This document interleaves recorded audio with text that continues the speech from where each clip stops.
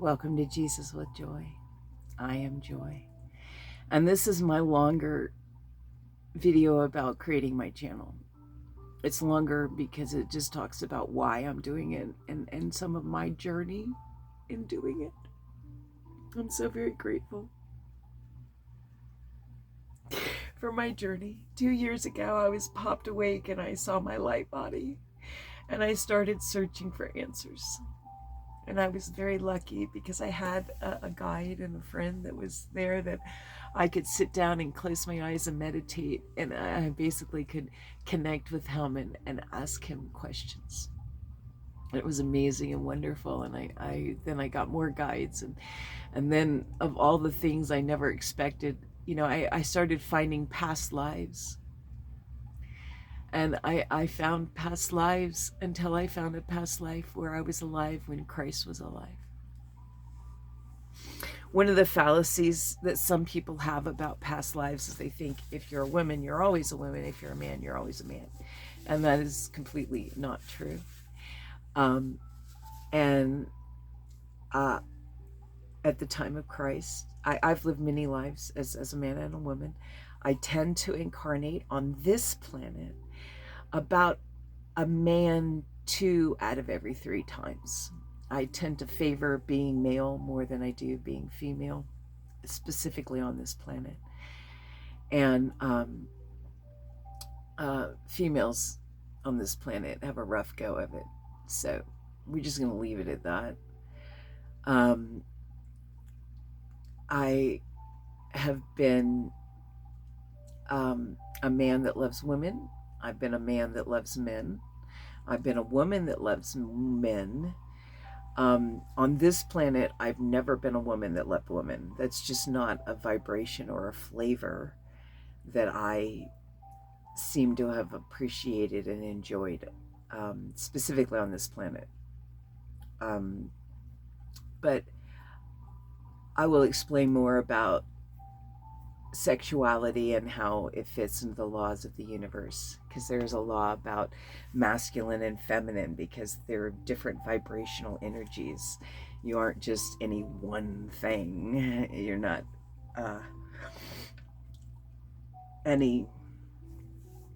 you're a mix. Everybody's a mix.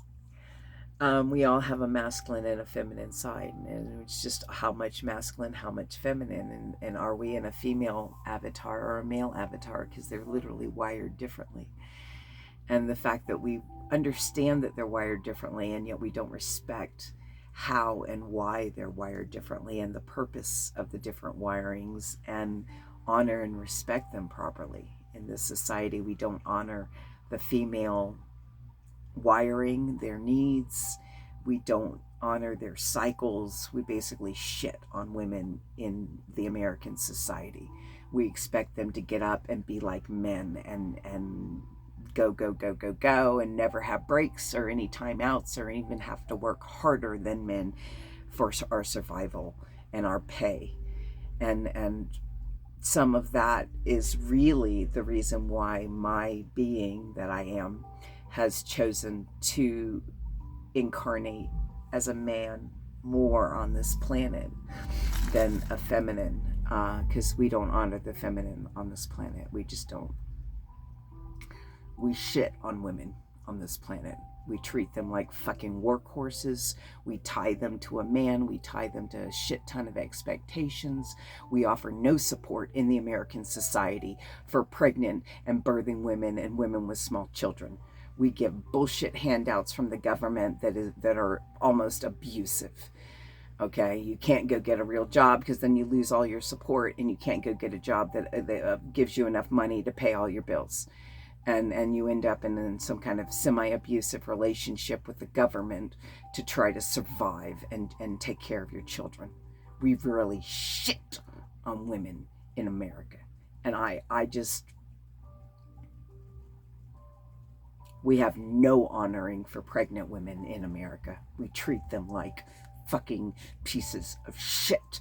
We force them to go get jobs and slave until the day they birth their baby. And then we might give them a few weeks off so they might spend a few moments with that fucking child. We are horrific in this country. The Christians are the worst, most abusive. God has no love for the Christians on this planet because they are essentially just abusive slave owners. They don't give a shit about them.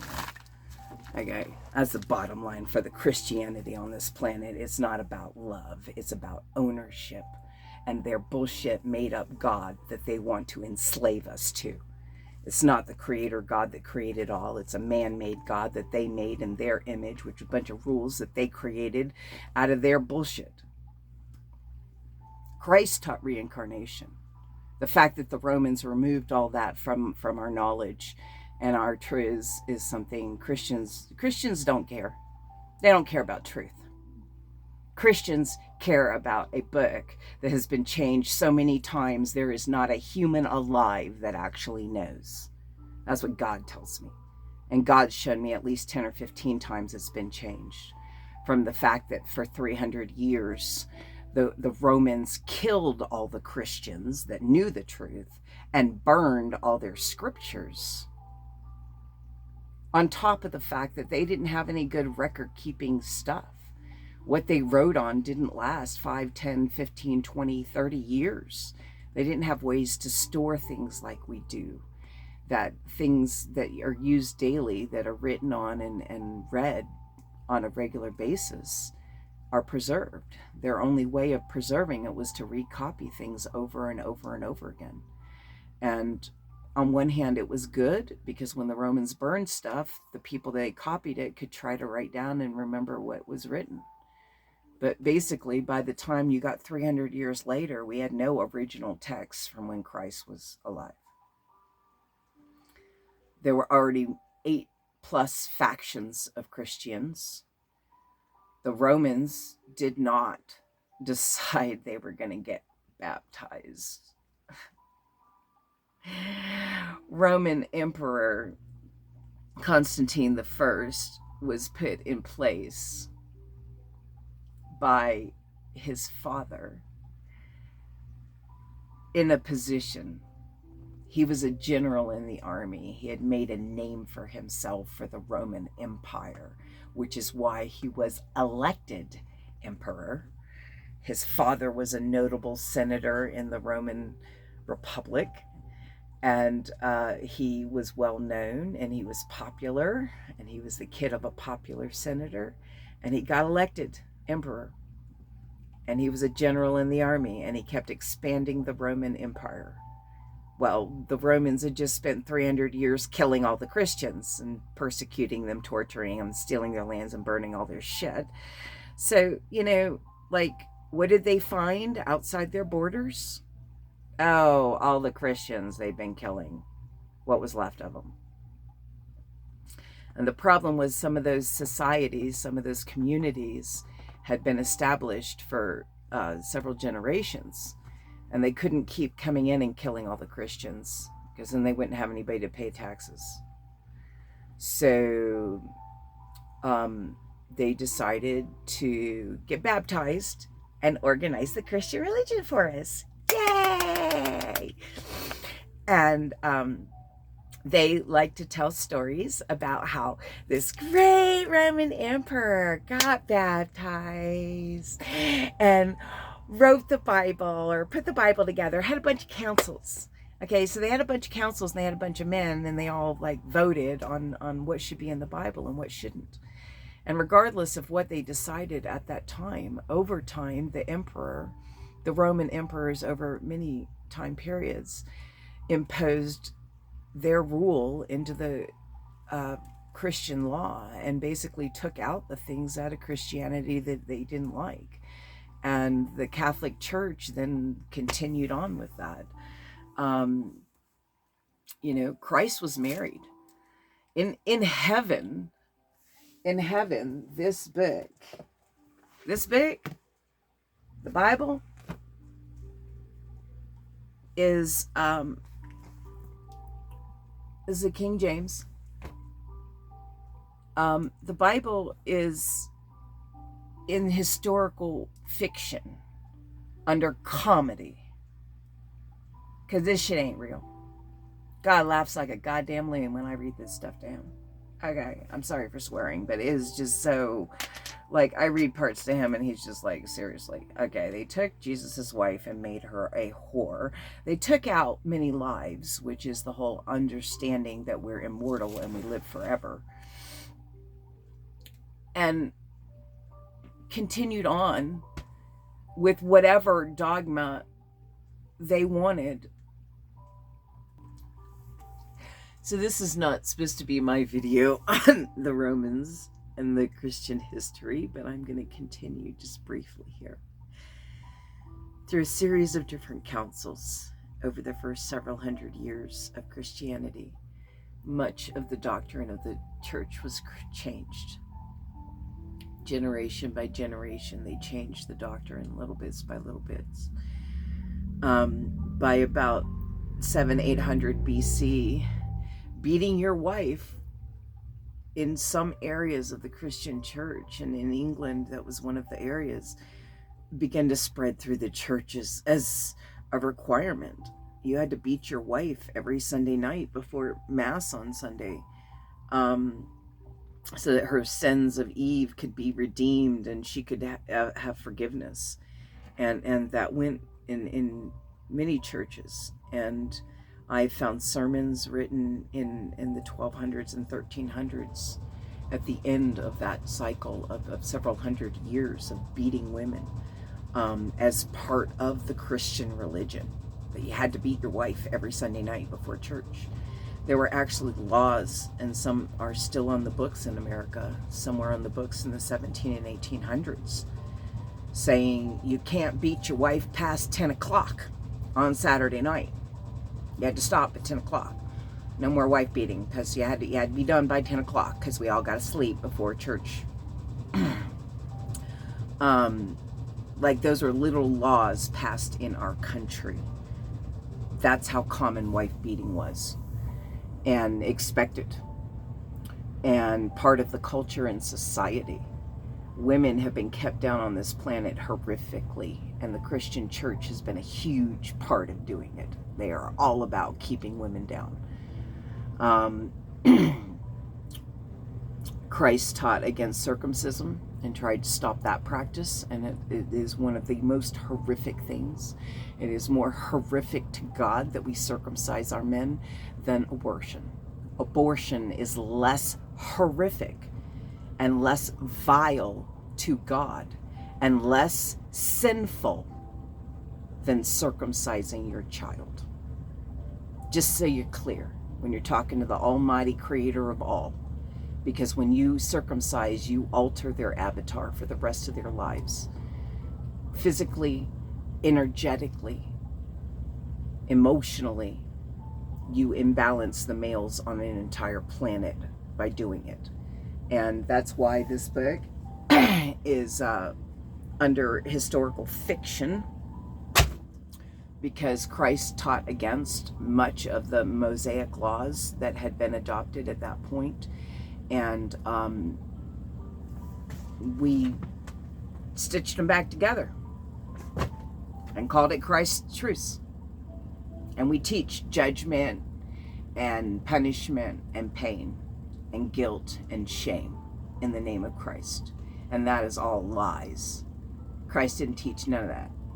That's man-made baloney. Being the being that I have been on this planet, I swear a lot more than God would like. And as I work on myself, it's something that will go away. I am a very imperfect human. I still have a problem with cigarettes, and I don't drink alcohol or anything, but I have been known to take a toke. And, you know, I eat way too much sugar. God's like, that's not good for you. You know that's not good for you. And I'm like, I know, but it tastes good. So, you know, to God, I'm still a quote-unquote sinner. We all are. If you're in the physical, you're going to make mistakes. But God just sees some mistakes. It's no big deal. He's like, okay, we'll do better tomorrow. You know, that's what life's about. Life's about doing better tomorrow. Life's about learning and growing. We're here in the physical to make mistakes. That's the whole point. It's the whole point of creating the physical, is to create a place children can go make mistakes, because you can't have any mistakes in heaven. There are no mistakes allowed in heaven. If you seen any of my video about from the sermon this morning, I will elaborate. I started on this 2-year journey to find out who I was and what my purpose was on this planet. And I just spent a lot of time talking to heaven and God and finding out lots of truths. And I was really happy sitting with my trees, meditating all day. Like 8, 10, 12 hours at a tree in the park. Different trees, different parks. Hours and hours and hours for 2 years. And I loved it. It was glorious. And then God's like, okay, now go teach all the other children. And I was like, holy fuck, what? And God's like, no, don't swear. And I and this is just part of who I am and who I've been. You know, I've done road construction and worked at FedEx, and I'm much more comfortable around a bunch of men swearing and burping than putting on makeup and being all pretty girly. It's not been my thing in my life. And I'm very blessed for the beautiful machine working so hard to make clean clothes for us. We're so very blessed in this reality. Okay, my brothers and sisters, you don't know how blessed we are. We have more than the kings and queens did hundreds of years ago, with all their servants and all their stuff, and taking all the wealth of their country to live as richly as they could, where only a few people had the basics, had enough to survive and thrive. We are now in a world where we create so much wealth, we don't truly fathom it. If you're in America and you look around at all our neighborhoods, all of our middle class, realize that there is so much debt on everyone's houses and cars and credit cards that we really don't have much wealth. And the children are getting even worse and worse. Okay, 20 years ago, we didn't have to pay $60, $80, $100,000 for an education. And it is basically you have to buy your way into a decent job in this country. And then you have to spend the first 10 years, instead of saving for a house and starting a family, you have to spend 10 years to pay off your student loans and then save up money for a house. And then in your 30s and working crap jobs until you get enough experience that then you can go get a good job, a better paying job. And actually in your 30s, you can finally buy a house and start having kids. But then you have fertility problems because we're so toxic in this country. We believe in unlimited pollution, and we pump it into our air and into our water. Thank you, Trump, for adding 4% mercury for every single power plant in this country to dump in our water. Yay, more mercury, yay, and then we spray it on our crops. Yay. Go, Trump. I love Trump. He's my brother, and I mean him well. Okay.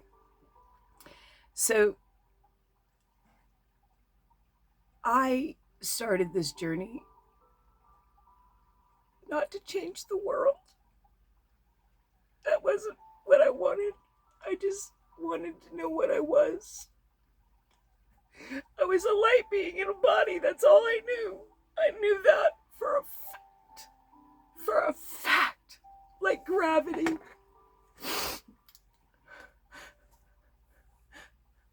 I knew I was a light being in a body. I knew that. I knew I was like a light bulb. That I was light inside of a body. And eventually learn, it's kind of like, you know, you get 2 cups of God consciousness. That's your forever battery. You're like an Energizer Bunny. God winds you up. He puts a special intention inside you. And he's such a lift to go do what you can do. It is like amazing to God. God sits there. I mean, do you know what they do in heaven? Literally what they do in heaven all day long. They watch us. Because we are all their children and they love us so very much. But they watch the entire universe, the cosmos, and everything in it. Okay. And so they send people down into the physical to help watch over certain places.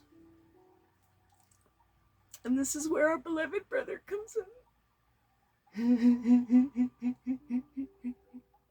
I love Jesus so very, very, very, very much. He is my Lord, Savior, Redeemer, and everything I do, I try to do for Him and to live as good as He would want me to.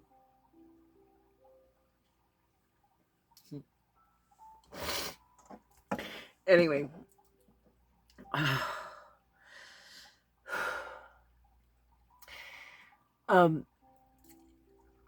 many minutes ago on this video, this may end up being one of my longest videos, but it is also one of my most important, because I didn't find Christ because I was looking for Him.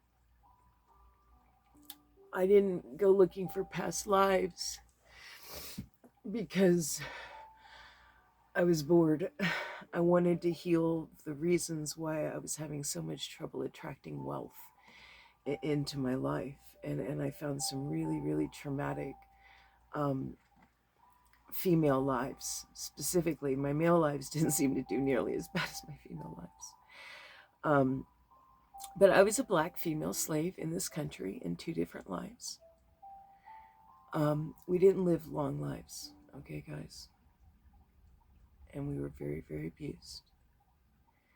And we weren't allowed to marry our own kind. We had to be raped.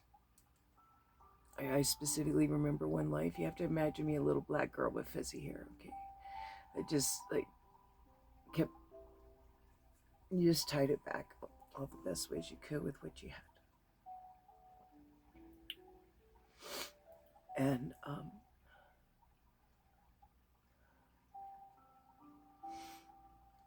it wasn't a horrific life. I mostly was following my mom around all day long in the fields and did whatever I could to help her and stay out of the way of the guys that were in charge, the white guys that were in charge. Okay, you didn't look at them, you just did whatever you're told to do. And I learned that very young. And I was a good helper, and I wasn't a real, especially in that life, that girl, I wasn't very loud. I just kind of kept quiet. And I didn't mind. I liked being quiet and just being in myself. I was happy like that.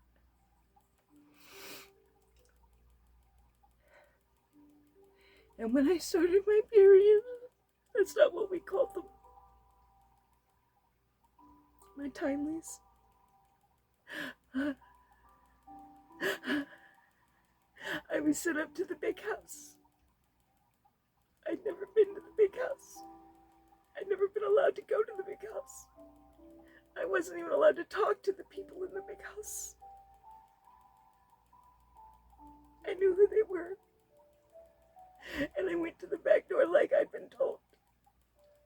And I was so scared, and I didn't know why I was going to be so scared.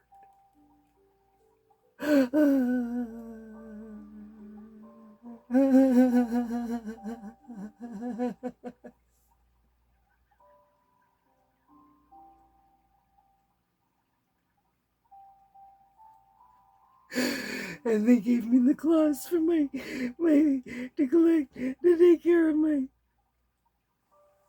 There was a big black girl in the kitchen to help me, show me, and told me to come back the next day at a certain time.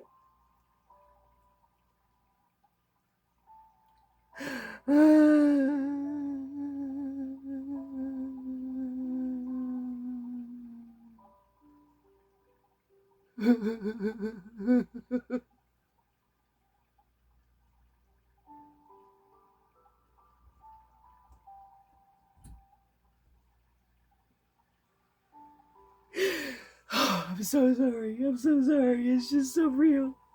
I can see the house. I can see the people. It's just so hard.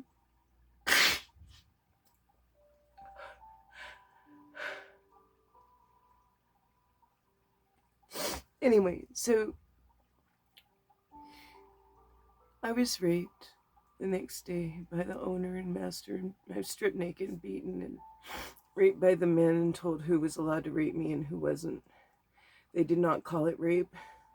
I want you to understand that it was not even acknowledged as rape.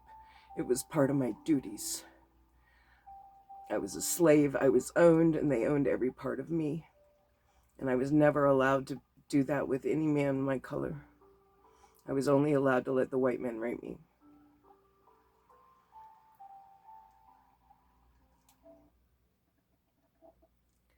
And not even all of them. But the man had sons and they were allowed, and certain of the people were allowed, and certain of the other people weren't allowed. And I want you to understand that was because they wanted to know whose babies we were having. They wanted to control what babies we were having and who was allowed to impregnate us. And there were those that felt that they were building a better slave population by doing what they were doing. The other life was essentially the same. I don't remember it as clearly. I was a different girl in that life. It was a different place, and it was a different situation. And I fell in love with a guy, and basically we only had sex when I was pregnant. But they basically, once you had a baby, you basically took care of that baby for, they had a system, you took care of that baby for 2 or 3 years, 3-4 years, and then they would get you pregnant again. And then they were supposed to wait that long, but they usually raped you all the time, and you ended up pregnant all the time, and your babies ended up dying all the time. Okay, most of my babies died because you weren't allowed to take care of them properly. You had to spend all day in the field. Only the really strong babies survive.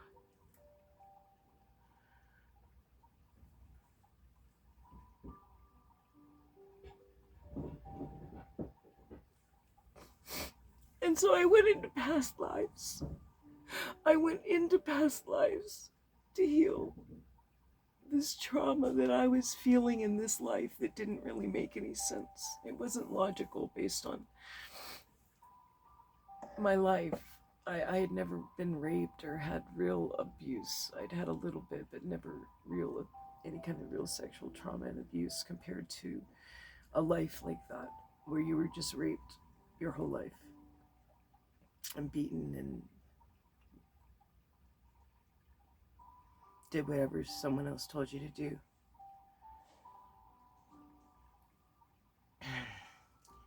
And sometimes they would come to the barracks at night, like big farmhouses. All the girls slept in one, all the boys slept in one.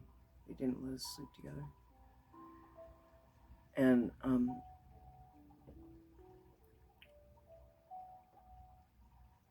kind of bunk Betty, but there was actually several. At least in that one had 3 or 4 up to the roof. Everybody slept everywhere.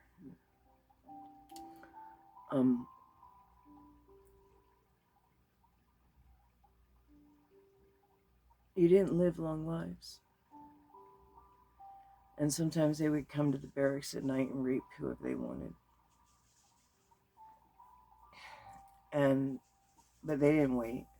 You'd be out in the field in the middle of the day and they'd just come up and flip your dress up and bend you over and rape you. Right then and there. They didn't care. In front of everybody. Somebody looking, they'd be, what you looking at? Shut the fuck up.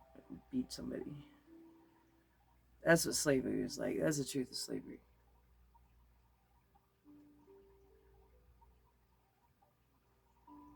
You didn't have a name except the name they gave you. You did whatever you were told to do all day long until they told you you could go have dinner. You didn't often get an afternoon meal. You'd eat in the morning, you'd go work in the field all day, you'd go home, you'd eat whatever there was. If you got home late, you didn't get nothing. And I just, the stupidity of the society and their complete getting rid of all the truth is what this society is about. That's what America's about now. It's about rewriting our history to glorify white men in control and the abuse of everyone else. We have an economic system where the bottom 50% are essentially enslaved at this point.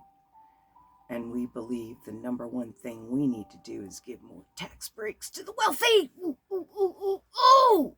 They want Trump back in office because their taxes are about to expire and they've been getting all this money and they don't want it to stop. And they will lie and steal from anyone and everyone. And if you think this man doesn't lie and steal and wouldn't steal an election, okay, that's funny. God laughing like I can hear echoes in heaven. Heaven is laughing so motherfucking loudly, it's reverberating in my ears. Oh, okay, tone it down, guys.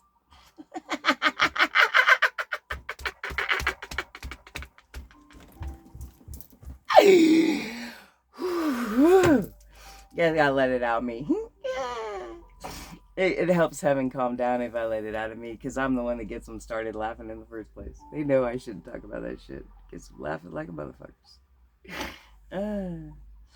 The fact that people think God doesn't swear is hilarious. God's like, just make a list of all the swear words you think you thought of that I didn't. Oh wait, you are God. You are my 2 cups of consciousness that I put inside a body.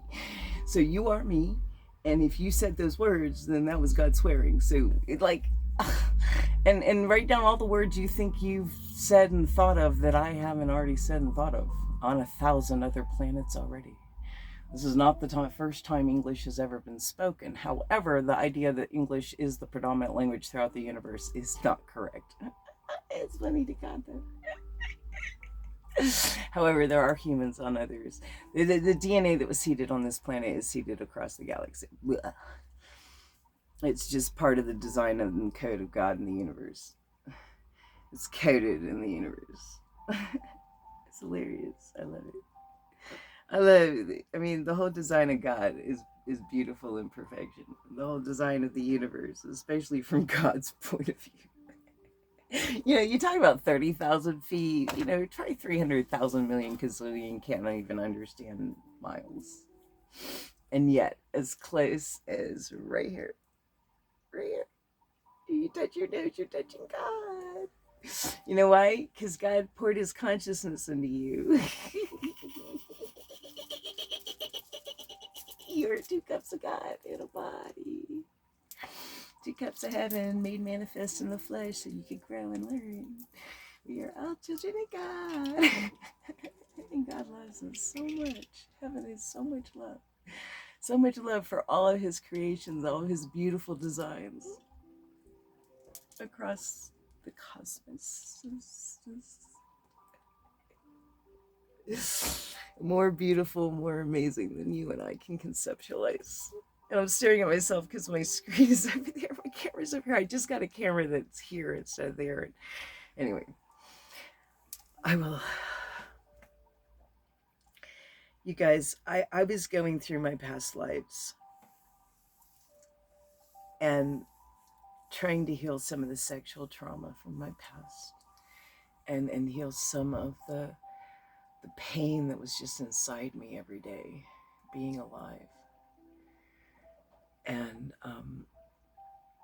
I wanted to have healthy relationships. And I knew that to have a healthy relationship, I needed to start by having a healthy relationship with myself, because I didn't have a good, healthy relationship with myself. I very much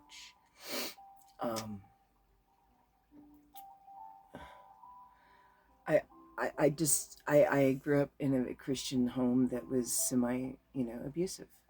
It meant to be love. It was disguised as love. And that's the worst kind of abuse, that's disguised as love and disguised for your best. And this is what's right and good. And this is Christ. And it's not love. Okay, it's shame and guilt and abuse and belittling and control and stifling and decapitating, you know, and um there were a lot of really beautiful, wonderful things about my childhood. And I love my parents very, very, very much. But for the 10 years, and I have a healthier relationship with my mom at this point. Um, but I,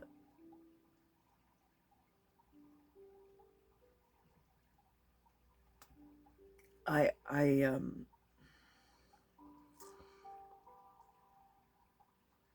I've gotten lost in my mind. Let's go back to going through past lives, because as I was going back through lives, I ran into some lives in the England, Britain, UK before I came to America. Um, and um, in one, I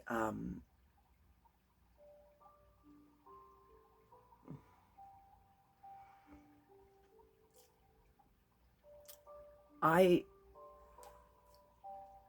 was a priest under a king's rule somewhere between the 13 and the 1600s. And I loved the church. It was my truth. But I watched it change over my lifetime. I watched the teachings be changed by the church, by the different kings that we had over my lifetime. And I watched the king wage wars, holy wars, and demand so much from the people, and demand that we demand so much from the people, that the people were literally starving. They were starving their children. They were killing their children, starving their children, not giving their youngest enough to eat, feeding their older children, and like literally starving their children so they could give enough tithing to the church every week. And that wasn't God. That wasn't the God that I knew to be true. And I felt by the end of that life, I felt I betrayed God in the worst way, that I had become a servant of Satan, asking these people for so much money that they were starving their children to give it to the king so he could wage war. I knew it was wrong. And in that life, I decided God was going to condemn me to hell for the rest of eternity for the sins I had done in His name, and that it was unforgivable. And I felt that God could never forgive me of this.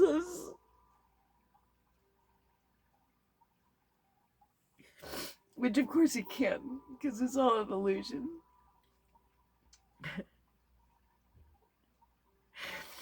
I mean, it's not an illusion to us. It's very real to us. You can see Him coming through me. That life was so beautiful because He had such a beautiful heart and He just wanted to serve God. And He felt He'd been betrayed by Satan somehow in the church.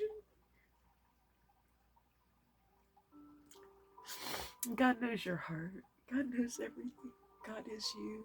God is every piece of you. Your body, this beautiful, beautiful, beautiful body, is made out of stardust that was blown out of the hearts of stars millions of our Earth years ago. God's like, really? That was just, a couple hours. Don't ask God about time. And if God ever says, I'll get back to you in a minute, do not wait a human Earth minute, okay? That might be a month. And He's still like, okay, so I was only gone 13 seconds. And you're like, what? I don't even remember what the question was. Why are you giving me an answer to something I don't even remember? He's like, oh, well, you asked me. And I was like, oh, well, yeah, I did. And if God ever answers you an equation, good luck. I have seen the God code written that creates this universe. I've seen pieces. I've seen parts.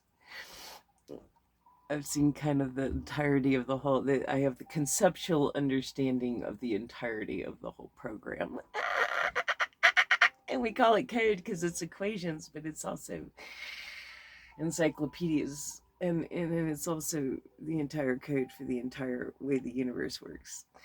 All the programs that run it. It's amazing. Oh. When I talk to heaven at the same time I'm in my physical body, my head can start to hurt.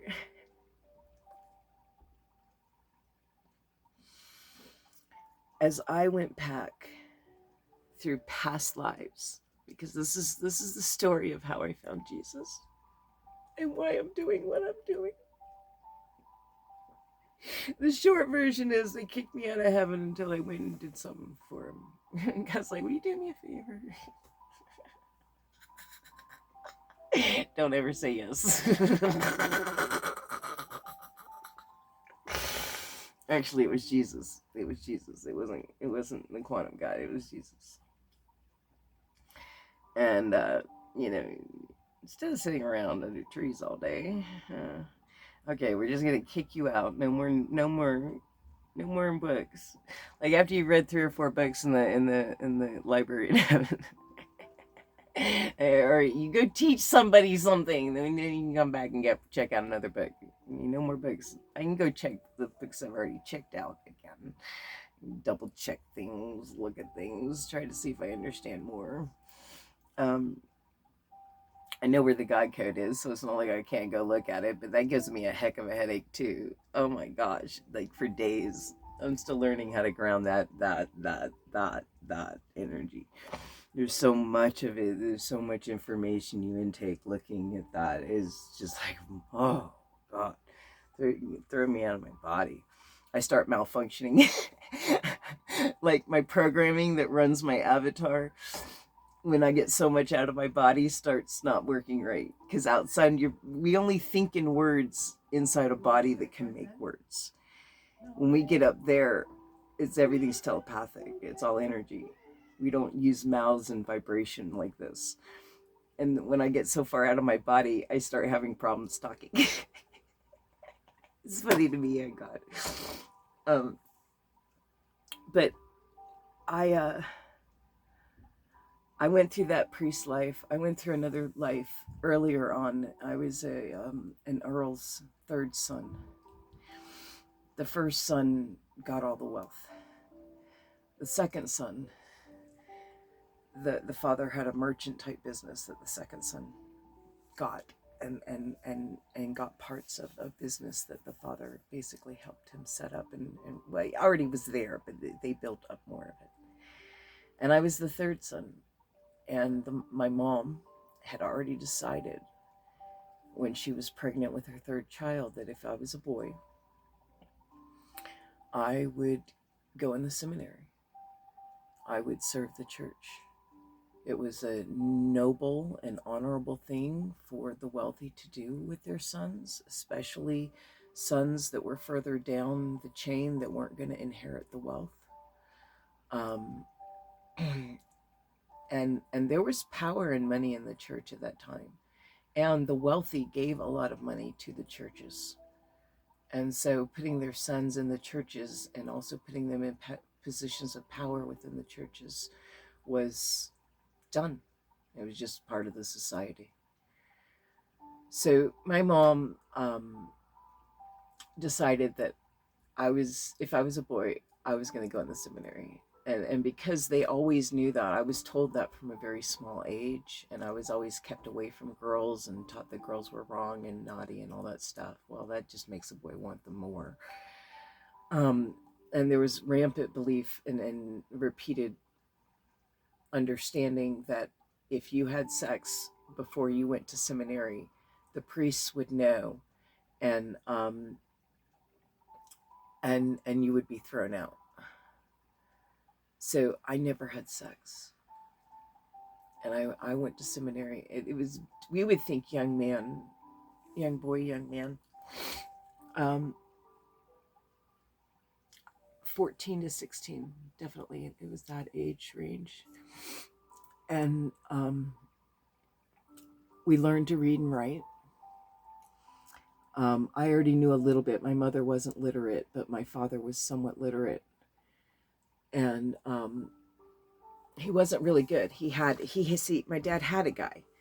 My dad had somebody that could read and write. And my brothers were taught to read and write, and I had some basics, but when you were copying scripture, it had to be in certain ways. And so we had to go through classes to learn how.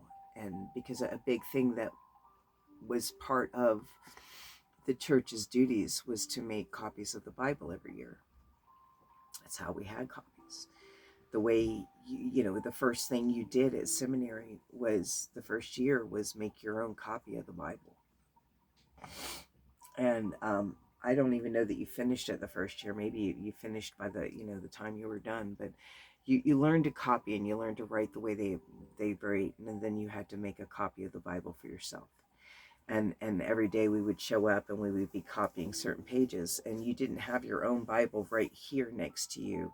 There was one up there, and you would go read some lines and come back and write some lines, and it was feather and awful. It was awful. Oh my God. It makes you so grateful for pen and paper today. Oh my gosh. But every letter was carefully crafted. Okay, you didn't lift the pen over the paper until you knew what letter you were writing it and how you were writing, styling it, and they were glorious and they were beautiful. And I spent several years in the seminary copying Bibles, writing Bibles, making Bibles, or copying pages over and over and over for the church. And then at some point in that life, I decided I wanted to go out and teach. And I did that because in my time writing scriptures, I had seen the scriptures to be changed several times. And I saw other people changing parts of their scriptures. Sometimes purposefully because we were being told to. Sometimes because, they would say that that's the way it should be. That they felt an inspiration from God. And that was more his real truth.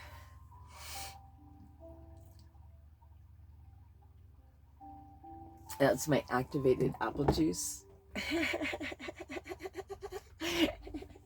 It's live apple juice. And so sometimes you gotta bleed the air off so it doesn't go boom. Oopsies. Anyway, so I had already had 2 lives where I'd become disenfranchised with the church. And I'm absolutely certain that in the life that was where I was the Earl's son, I was the 3rd son. And when I really bring in that energy in that life, I pick up that accent and I start speaking like him. And he wasn't real tall, but he was a very skinny and tall guy. And he wasn't as built as his brothers because his mom kept him very sheltered and very inside. And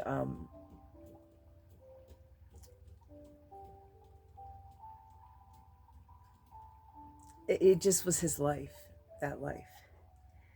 And I don't want to say that he was celibate, okay? When he was in the seminary, he had some relationships. And at that time, it wasn't written in the scriptures that it was wrong. Homosexuality was added into the Bible in the 1900s by white men. That it's wrong. Whatever. Christians don't care. They've created an entire hate movement around it. Okay? Christ was about love. Christ only preached against the Roman practice of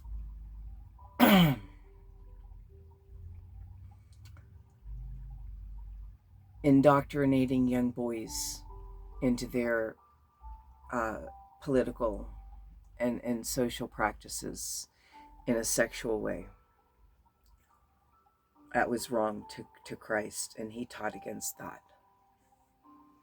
And if a white man accidentally took scripture and it said, man shall not lay with child as he does a woman, and he crosses out child and he puts man shall not lay with man as he does a woman, and creates an entire hate movement around it, and y'all want to believe that shit is Christ, you don't know Christ, period.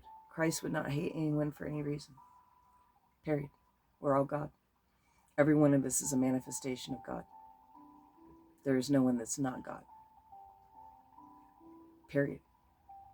End of story. Christ was against pedophilia.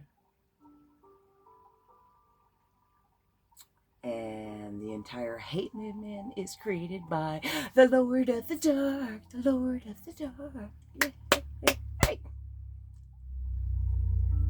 He gets fair play in heaven too. We love the Lord of the Dark. Because in all the laws of the universe, you must have balance. You cannot have any more light in the universe than you have dark.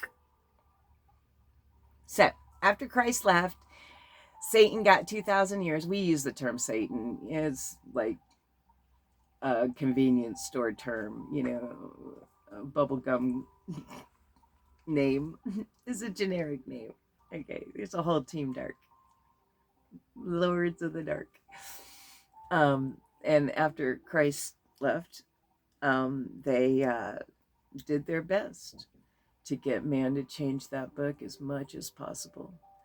And like I said, it's in the comedy section. I can literally read parts of this, and they're like, I mean, after the laughter dies down in heaven, they're like, seriously, y'all believe that shit? Like, let's break this down for you a little bit. Just a little bit. A little bit.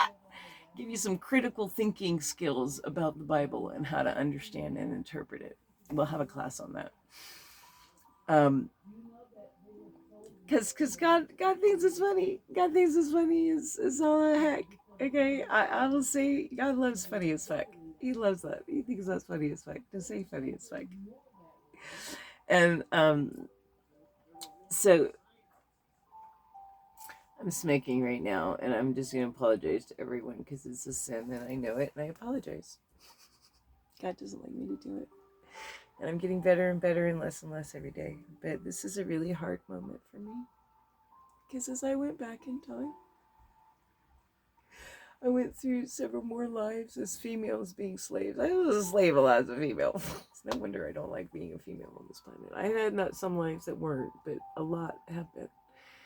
And a lot have been. And as a result of all these slave lives, I was really trying to heal some of my wealth wounds, but like slave lives over and over and over again are all sexually abusive. Men that have cut off dicks abuse their women. It's just what they do. It's the whole purpose of them putting that in the sacred text and teaching us to mutilate our males, so that they'll be more abusive and dominate and be out of balance with their heart and their head. It kind of traps them into their root and their survival, into fucking and fighting. And it, you do it to all the men in this society, and it that's what they think is normal, and it imbalances entire countries, nations, societies. You know, it is literally one of the worst sins we do on this planet to God. We ruin the sex for everybody on the planet, the men and the women. Yay! That's what the God of the Dark does. Okay? That's what the God of the Dark does. Lord of the Dark. And so this book has both God of Light and God of Dark in it. And so you gotta be able to pick it out and know who's who. And you can feel it. You read things and you feel inspired and enlightened. Okay? But the whole circumcision thing was just a lie. And whether that was, you know, at what point, who taught that to some humans, I'll be truthful, I don't think anyone will ever know for sure. But it wasn't just taught to one group of humans, it was taught to multiples. It's an important feature of enslaving a planet, is imbalancing the male avatars, so they don't keep enough of their consciousness in their heart and in their head. Okay, they're overbalanced, imbalanced in their survival root chakra and root energies of survival and all that it does. So, going back through time, I was a girl in the Middle East, and I was not born a slave.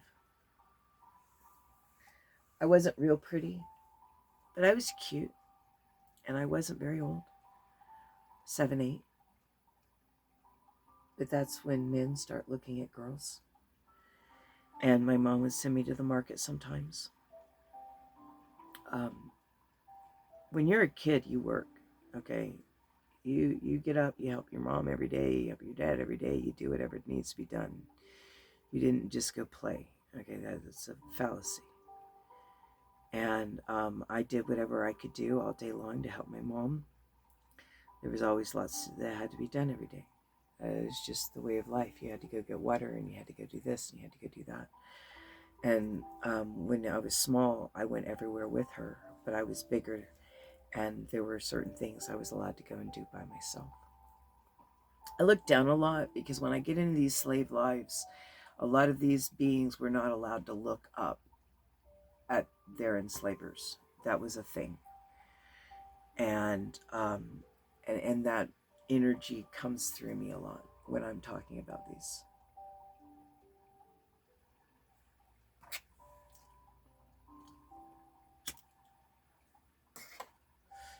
I had bought a piece of fruit. I was going to do something for my mom. And maybe I'd already done it, I'm not sure. But I had a little money left over, and I bought like a piece of fruit or something from a vendor. And I had walked off with whatever else I had. And I was headed home. And a guard, soldier, someone that was armed,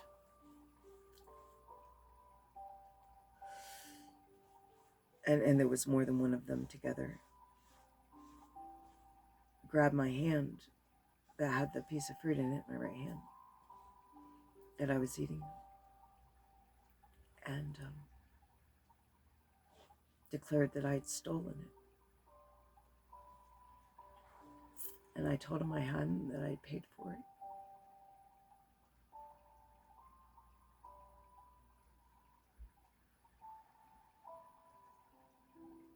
The short version of the story is I couldn't prove it. It was my word against the vendor, and when he took me back to the vendor lied and said I had stolen it. That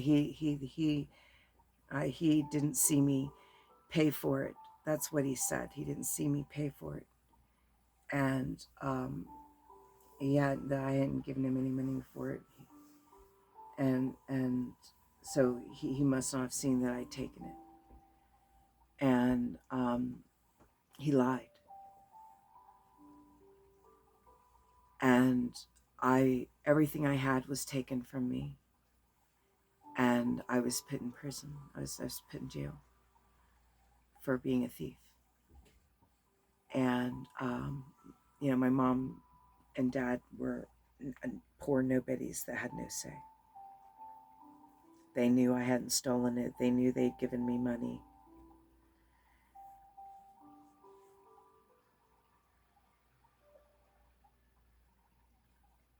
But nobody believed them or me.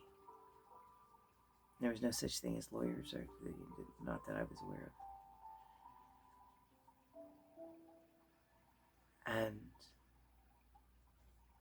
my hand was removed as required by law, and I was sold as a slave to pay for what I had supposedly stolen, which was maybe a nickel.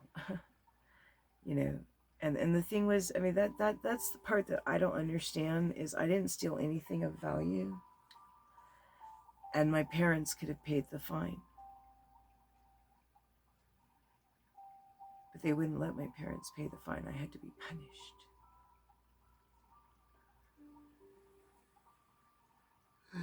I had to be sold into slavery because that was the appropriate punishment at the time. And it was just their way of enslaving young girls, because it was either that soldier or another soldier that bought me. And all he wanted was a cheap little girl he could fuck and abuse. And he fucked me and abused me and raped me until I was pregnant. And then after I had that baby, and that first baby died, I couldn't take care of it properly. I didn't have a hand. I didn't have a hand. And all that guy wanted to do was drink and beat me and rape me. And then to make money, he would let his friends rape me and pay him. And then to make money, he put me out on the street. And I would get arrested, and I was the girl of a soldier working at his command. And I would get in trouble, and, for the most part, they left some of us alone, because they knew whose girls we were. And they would just be like, don't be obvious. That was the code, was you weren't supposed to, people weren't supposed to know what you were doing, but everybody knew what you were doing. Stupid.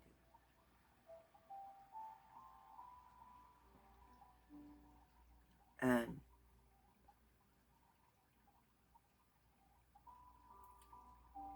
in that life, every time I got pregnant, he'd beat me more. He used to really fuck with me about money, because he would leave I wasn't allowed to touch money. I wasn't allowed to touch it. I wasn't supposed to look at it. I was never allowed to touch it or handle it ever again in that life. But then he would leave it places, like he would put it in front of something, like it fell off on the floor. And then I would pick it up and put it back up there thinking it had fallen, and then he would beat me for touching money. And so there was some really fucked up psychology and stuff that happened in that lifetime around money and my value and my worth. And my word, because one of the things that he just every day, that it was my fault, and that I deserved this because I was a thief and I had stolen, and I was a liar because I wouldn't admit the truth. And there have been literally repercussions from that lifetime for hundreds of years. And not many years, but later in that life. I didn't live long in that life, maybe about 24, 25. Early 20s. And that was because I found a different benefactor. I had lost 2 babies. Probably more, actually. But 2 that I knew of, that I had wanted. One was born. I think I'd actually birthed 2 babies. And both had died. And I was pregnant again. And God kept telling me, this baby's important, this baby's sacred, this baby's special. Don't let him kill this baby too.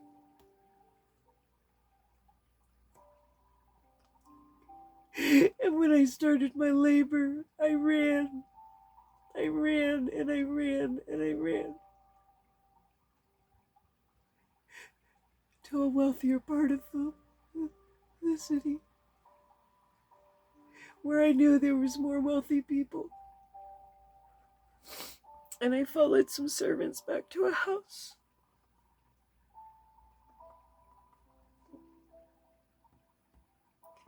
And I begged one of them to take my baby and keep it alive, because it was a very special child of God. It may have been a cook or someone from the kitchen. It was a woman. And she sheltered me and took me back to their house. I know that God led me there. I know that He was guiding me in that life.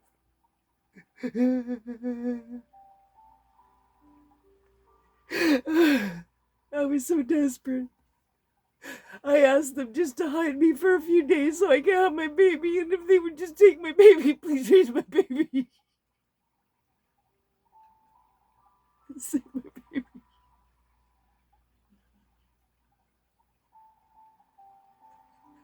I thought it would be one good thing I could do in this life was to save my baby.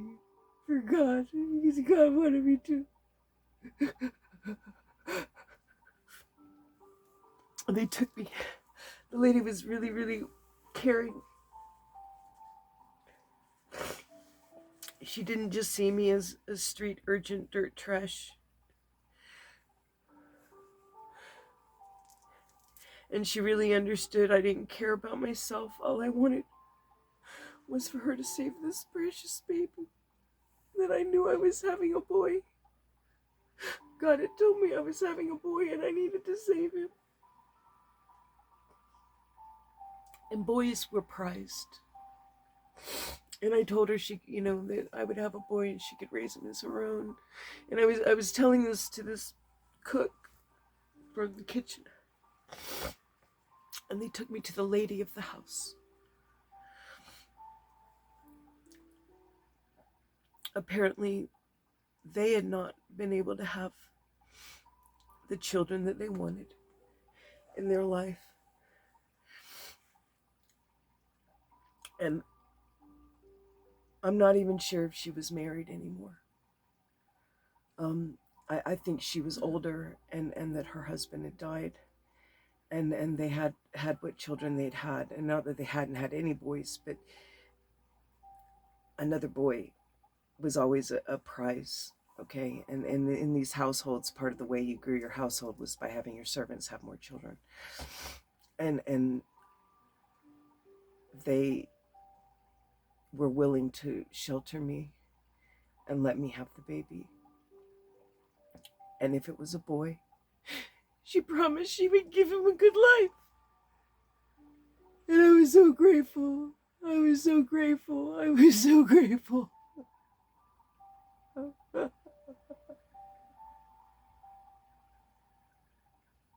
An honorable place in her household was more what she said.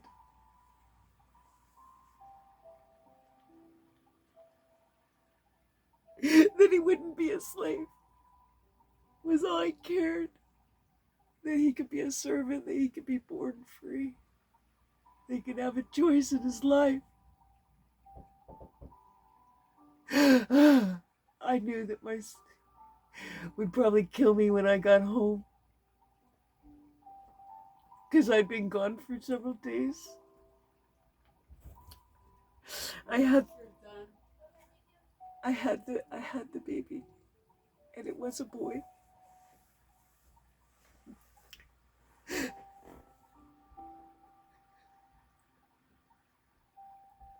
This was the most beautiful moment of that life. And so it gets overwhelming at this very moment. Because I was just so grateful. I was so grateful that I could save my baby and that it was a boy and he was going to grow up and be free and be able to... She was just enthralled. She was an older woman and she was enthralled with my baby. She thought he was the most beautiful thing. And he was very responsive.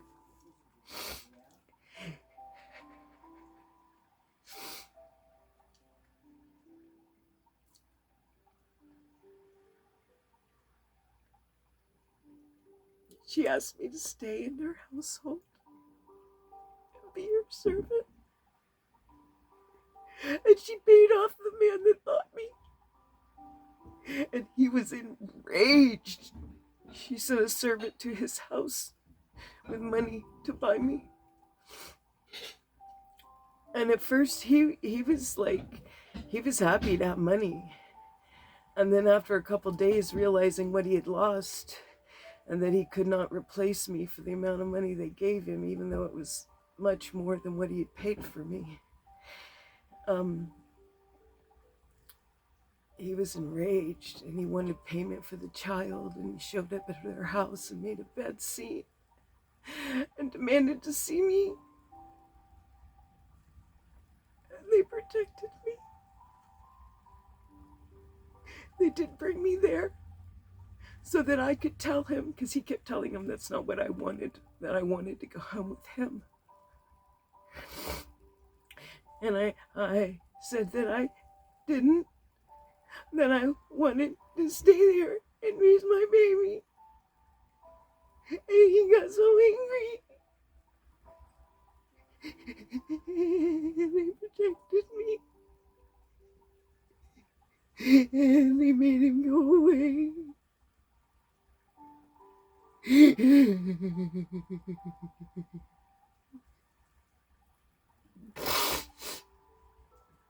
And they cleaned me and dressed me properly in ways I'd never been dressed in my whole life, as a servant, not a slave. And they treated me with dignity and respect. And they found that I was very, very, very smart. And I was very smart. And my baby was very, very, very smart. He was so smart. And he was very capable, and he learned to read and write, and was just one of the best and brightest in the household. And I got to see him grow up, even though he wasn't considered mine. And it was so beautiful. It was beautiful. Okay.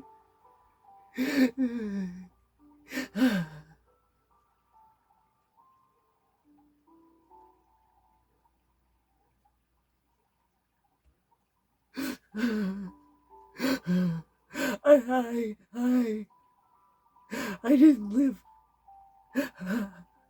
that old. I was probably 8 or 10 when I died.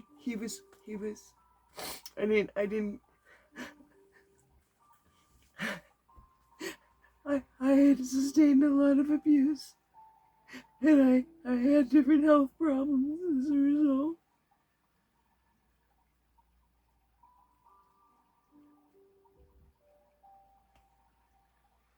It was so beautiful. It was so beautiful to be able to have my baby and raise him and see him live.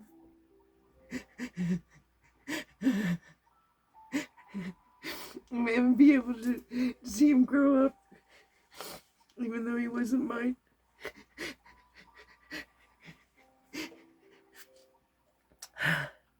Whew.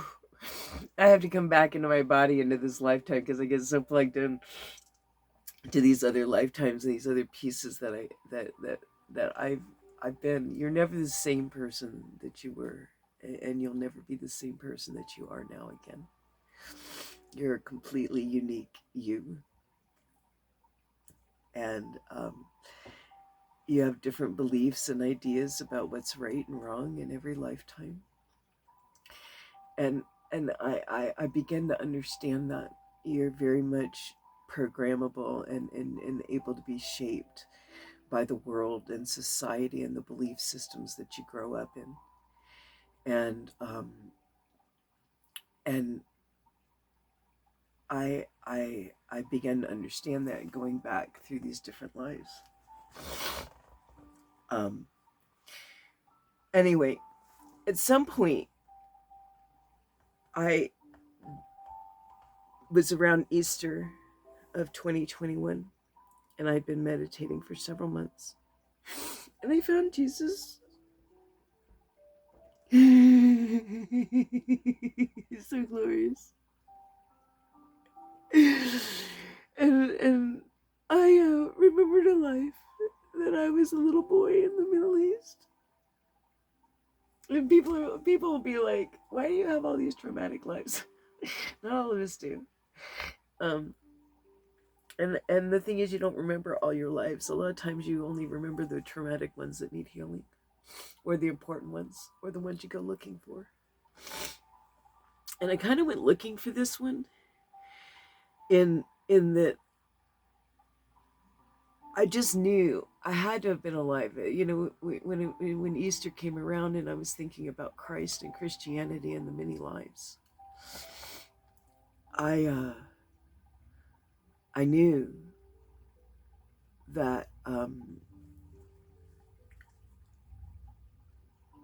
had to have had a life when Christ was alive.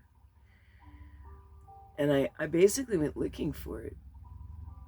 And I found a life. I was a little boy in a town outside of wherever Christ was stationed. And several days walk away. Let's put it that way. Several days walk away. And I almost want to say more than a week. And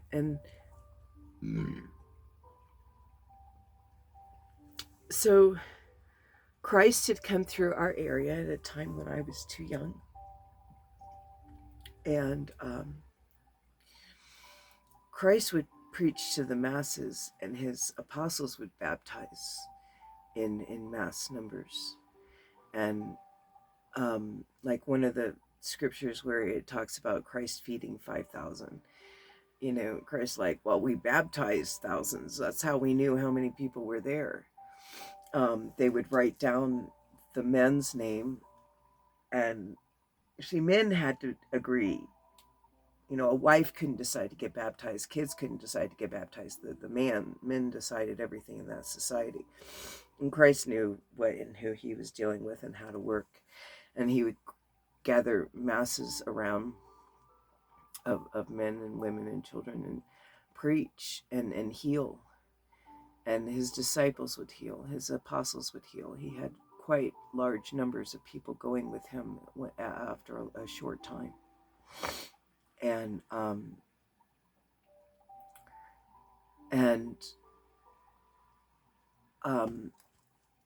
he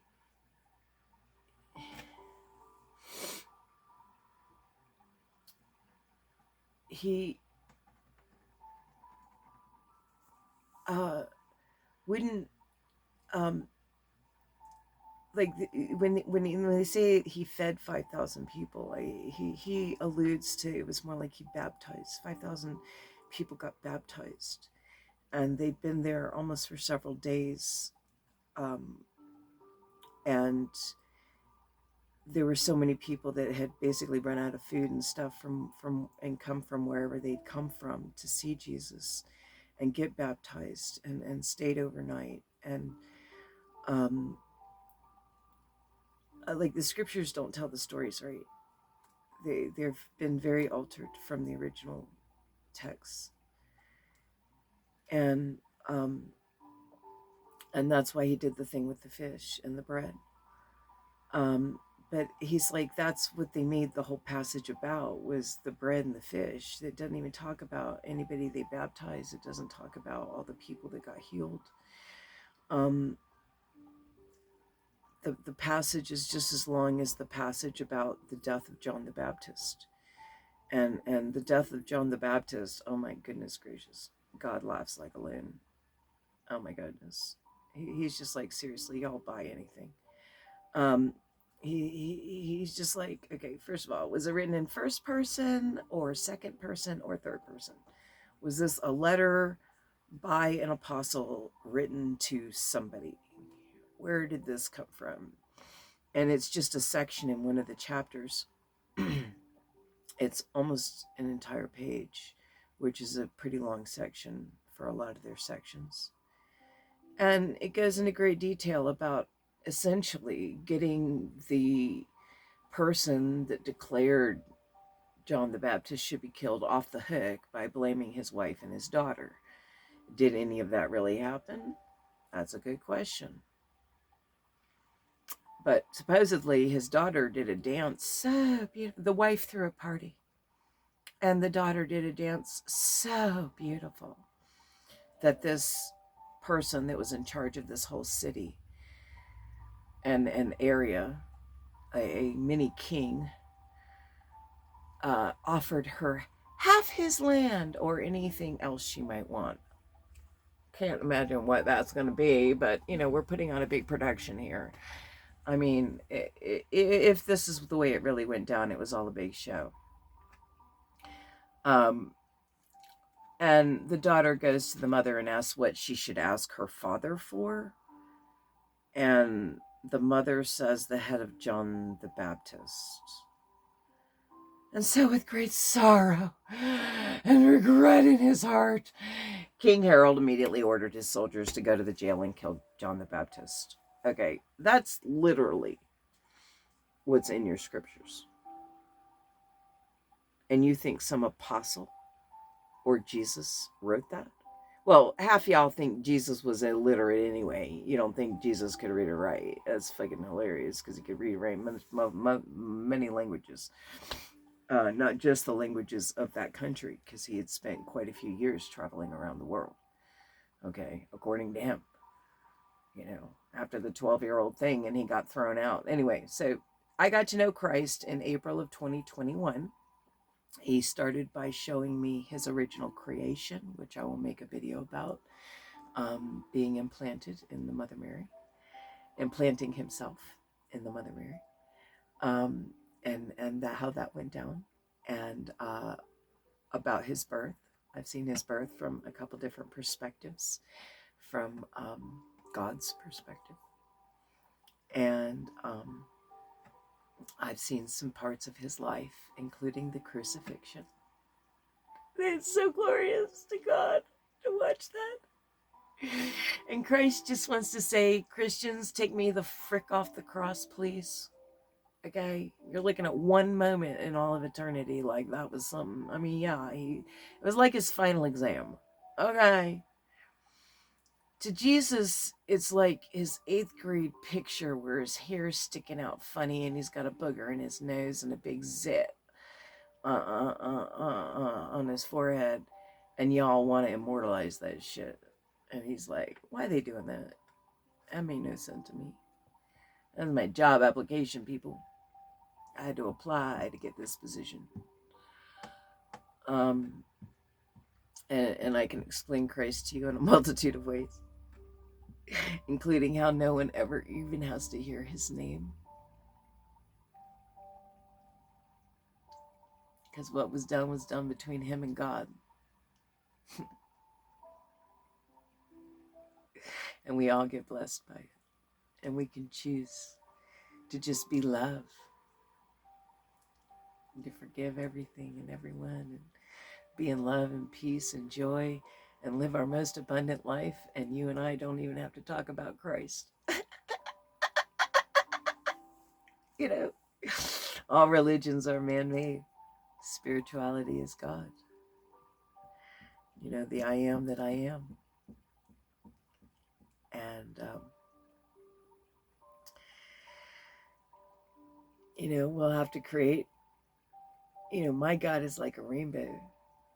And if you understand the science of rainbows, every experience of a rainbow is unique to the person having the experience. It's an optical illusion, and yet it's not an illusion, but our eyes see the interaction of light and water in the sky, and it refracts the light into beautiful colors, and shows us something within the light, and every person that stands in a different location sees a different rainbow, and each rainbow is experienced personally and uniquely. And every God is all religions, but not every religion speaks the truth of God. Because religions are man-made, and God is truth, God's spirituality, God is love. If you're teaching love, you're teaching God, and you're teaching Christ. If you're not teaching love, you know, Christ taught love. Christ taught balance. Christ taught many lives, and they got all that out of the Bible. Christ taught us to stop circumcising. Christ taught so many things, and they basically took it all out because it didn't match with what they wanted. It didn't help them control the society. And that's what religion is very much about. It's not about worshiping God or honoring God or loving God, which is the first law that Christ gave us. It's about forcing and judging and punishing and controlling. And that is all the Lord of the Dark and Team Dark and not the God of the Light. And Jesus Christ is captain of Team Light. But Christ can't do it all alone. Y'all, you silly, you think Christ's going all by himself? What do you think, the man's like perfect? Okay, so yeah, he is, but he doesn't need to do it all by himself. Okay, he's just the captain of the team. He's like president of the club. Okay, there's a whole team light. And I know you guys have no problems with all the angels, but you know, Buddha and everybody that teaches love, light, and God is knowledge and universe and mathematics is all part of Team Light. Anybody that teaches God is expansion of consciousness and truth and love and loving each other, no matter how you come to that conclusion, that's part of Team Light. If you're preaching democracy and unity and a society for where we live in love and balance, that is Team Light. You know, when you're talking about stealing a government so that the top 20 and the 1%ers that already have so much of the wealth can steal more of it, and more of us can be slaves and work 40 hours a week for 40 years and have nothing but debt and our meager Social Security to try to survive on. It's ridiculous that we don't pay women in this country for their years of motherhood and service, working every day to create the children and the next row of taxpayers. And instead we punish them, and women lose an entire economic status level when they have a baby by themselves. That's what we do to women in this country. We make them work harder. We punish them. They lose their job because their child got sick and they had to go take them to the doctor. Fucking, it doesn't matter. All that matters is that the employer makes their goddamn money. That's what matters. We don't give a fuck about women in this country. We shit on them. We give them the worst choices, the worst jobs, worst pay, worst insurance. We pay the most in America. We pay the most for healthcare out of all the developed industrialized nations. And we have the worst outcomes. We have more deaths, more dying, more permanent injuries. In this country, if you have a permanent injury from a physician, you should have health care for the rest of your life. I had a doctor fuck me up in my 20s. And then I couldn't get work because I was fucked up. But it's not the doctor's fault, because you got to take them to court and sue for a lot of money. And if you get anything, most of it goes to the attorneys. And you might get a little bit of care. You know, my sister spent years and years and years in a lawsuit over an accident she had in a restaurant that did permanent damage to her ankle. She has to wear a brace for the rest of her life.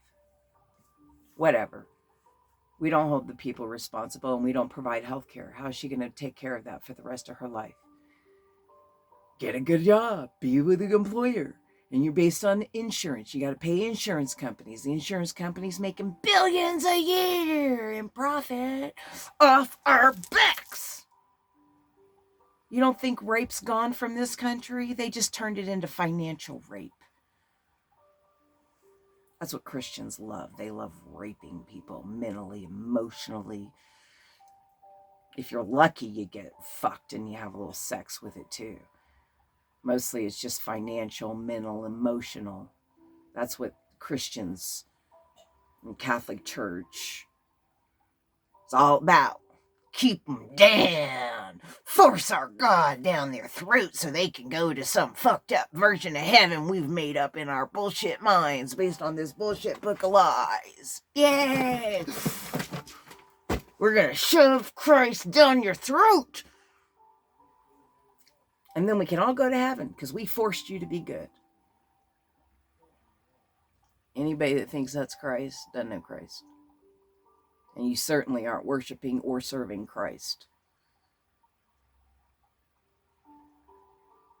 If you're guilting and shaming and judging, that's not Christ. I know, because he tells me every day when I do it.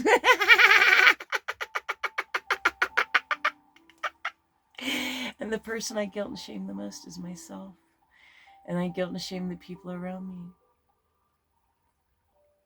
And I'm sorry. My Lord and Savior, I'm still learning. I'm still learning. See, that's why we come to the earth, to learn, so we can learn. Okay? So we have time and we can learn. Many lives, takes many lives to learn all the lessons of heaven and grow up and be a full-fledged God. Anyway, so in that life, I was born in the Middle East, around the area of Christ. There was, by the time I was around the age of 4 or 5, a church of that was a station for the Jesus. Okay, there was one guy that we called his disciple. Oh. And here's the thing, I didn't give a care. I didn't care at all. I didn't give a care who they were or what they were.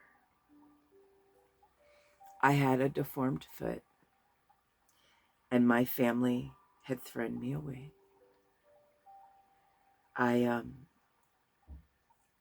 They couldn't support me. They couldn't take care of me. They couldn't fix my foot. And I had basically, at the age of 2.5 or 3 years old, when it was apparent I was never going to walk properly, basically abandoned me. And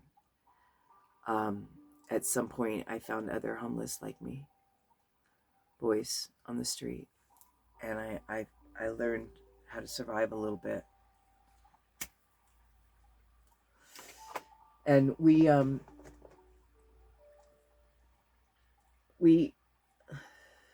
survived together. That's the only way we could survive. And about 4 or half of 5, I'd been on the street for a minute, and I hadn't done well. There were certain things I was good at, and certain things I wasn't good at. And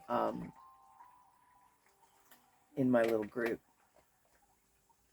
and they came and they opened this place that was the Christian church. That's not what we called it.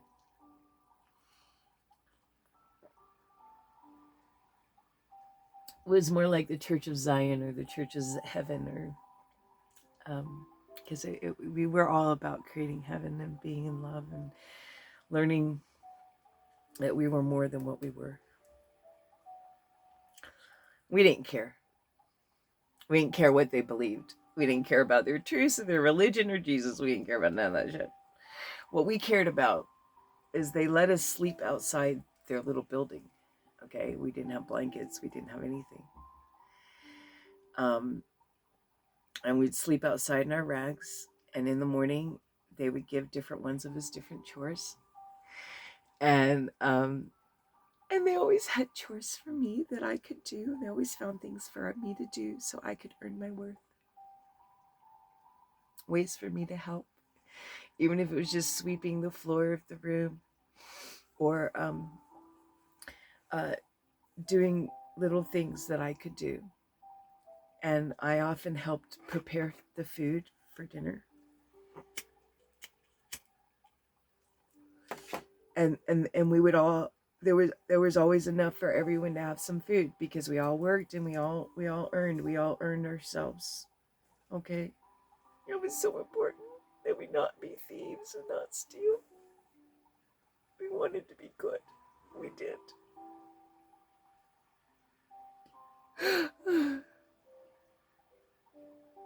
They found value in us, and we were safe sleeping outside their building. We weren't harassed and abused where, you know, the soldiers didn't harass us and other people didn't harass us. It was a safe place to sleep at night. And we were able to keep our blankets. We could fold our blankets up and keep them inside so they wouldn't get stolen, and we could have blankets. We didn't even have shoes. We barely had clothes.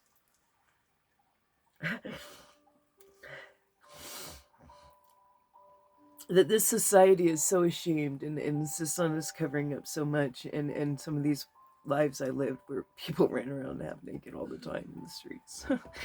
I mean, just, you didn't have clothes. And you were a slave and you were just abused, and that's just what life was.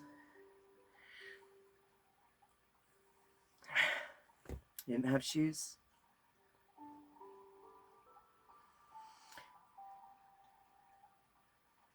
The disciples, the apostles would come. Jesus didn't ever come there anymore. He like had come once and set up. And then apostles would come and teach, okay? And this is kind of how the church went back in those days. Is Christ would teach his apostles and then send his apostles to all these places that they had, and with letters and messages we would write, and we had networks of people that Christ basically set up in these different areas that he would baptize people in, and set up places. And then every week he would give his apostles messages and his disciples messages, and they would go and disseminate those messages at different places to different people through the next week. And then they would come back and he would teach them more, and they would go and teach, and he would come back and he would teach, and they would go and they would teach, and they would come back. And it was beautiful. And so we had a regular, I always called him a disciple. I don't know that he was an apostle.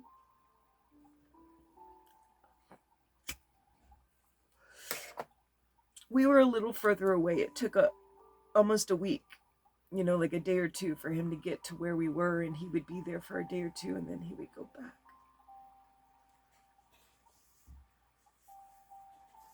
Not the guy that stayed there all the time, but the disciple. And so he would come through with messages, and then he would go back to Jesus and get more messages, and then he would come through with messages. I don't believe we were the only place that he went to during the week.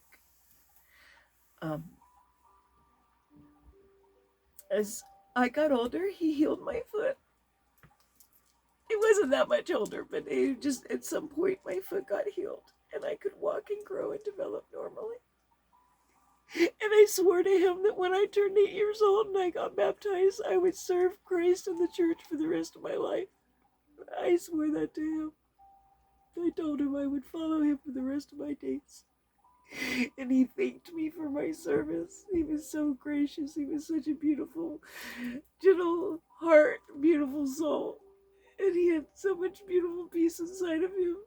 And he was a true disciple of Christ. And he had learned a lot of the laws from Christ, and he was true and beautiful, and I loved him. I would say his name was like David or Daniel, but this is the Middle East, and it wasn't exactly that.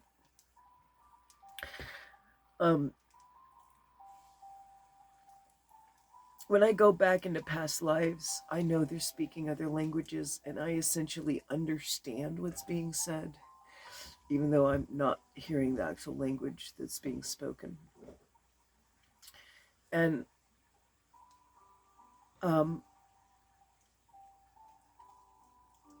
I did, when I turned 18, I got baptized, and I followed him back to where he would go. I followed him all the way back. Sorry, it's so emotional, it's so beautiful, and at the same time, it was beautiful because I got to meet Jesus for the first time, and it was so overwhelming. In that life,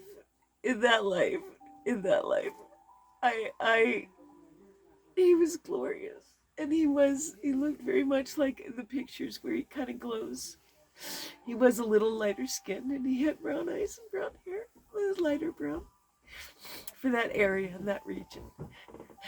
And he was so beautiful. He was so sweet. He was so gentle and so loving and so understanding and so patient. And I was just a little boy, and I idolized him. All I wanted, it was like,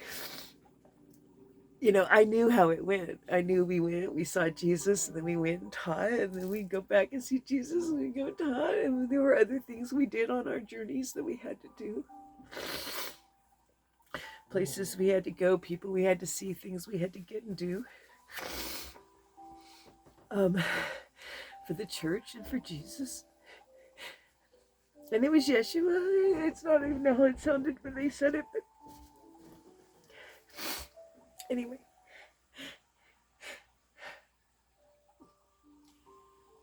The disciple I followed was could read and write, because Jesus actually taught quite a few people to read and write. He felt that recording certain things was very important, and writing down his messages so that we could take them to others. And he valued that. He was a master scholar. He read and wrote many, many languages. More languages than I understood at that time. But even at that time, as a young boy, I understood that he could read and write in all the languages of our area, which included what the Romans spoke and the Jews spoke, and the this and the that, Hebrew. He'd grown up in the area, so he knew the languages of the area. But he had also traveled around the world and spoke some other languages that were not of the area. And he read and wrote in most of them. And I was aware that he had seen and read sacred text in other lands, and that he had worshipped in temples around the world, including the temples of Egypt, and in the China area and to Tibet per se, in the Eastern world. He may have gone as far as India. I know that he did sacred plant medicine rituals at some points in his life to understand better what his journey was. I know that he didn't have to be perfect until after he was baptized. And then he had to be perfect until the moment he released his body off the cross.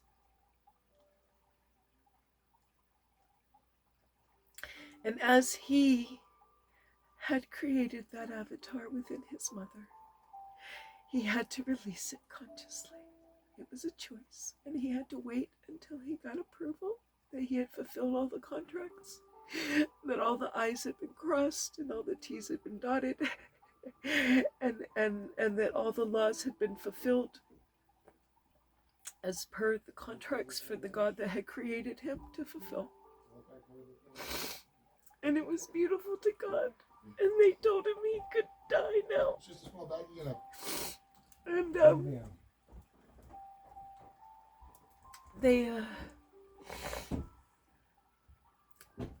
he released his body off the cross while he was getting ready. He released his body off the cross. And this is why I know this scripture was written.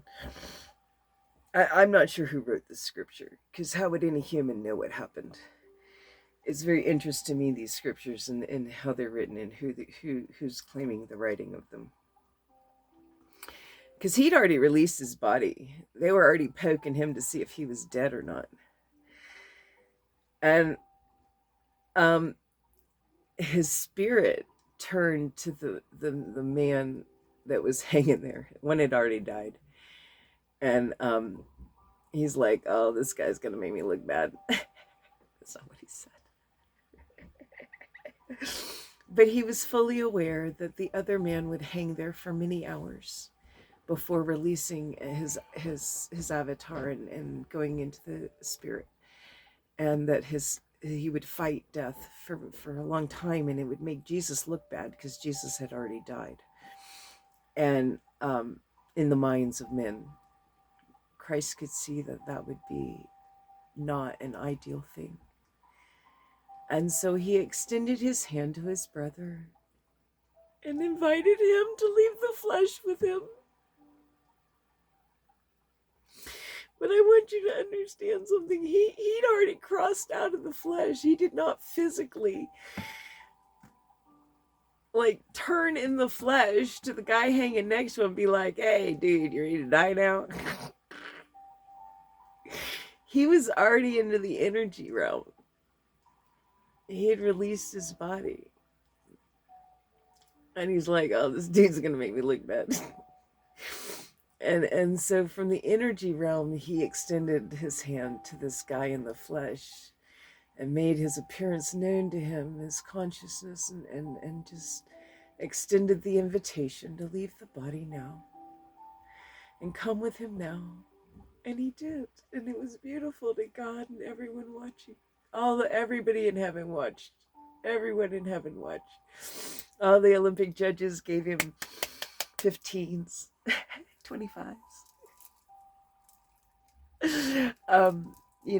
God gave him a thumbs up. His creator God gave him a thumbs up. And all the judges and juries, on one hand, God is all math and science. On the other hand, there's a lot of legal things that happen that all have to be right and balance all the laws and all the rules and all the there is definitely justice and right and wrong and rules that apply in the quantum realm and the legalities of God. And Christ had certain things that he had to fulfill. And he did fulfill them. And it was beautiful to God. And he was asked to release his body and pick it back up 3 days later. And the 3 days were important so that people really believed he was really dead. Especially at that time, it was what it was. And it was as it was foretold. And Christ is our brother, and he fulfilled a contract. He unlocked a door. I can explain what he did in 10,000 different ways. What I can tell you for a fact is that nowhere on the cross did he ever say anything remotely close to, my God, why hast thou forsaken me? That's blasphemy. Even hanging there in great suffering, Christ begged to God for mercy for those that did what they did to him, and compassion for his mother and his wife and his children who stood there crying at his graveside, his crucifixion, and all his disciples and the followers, and compassion on all the people that would do all the bad things to his church and his truths that he had left behind. And he hung there in great misery and suffering physically, being purely divine.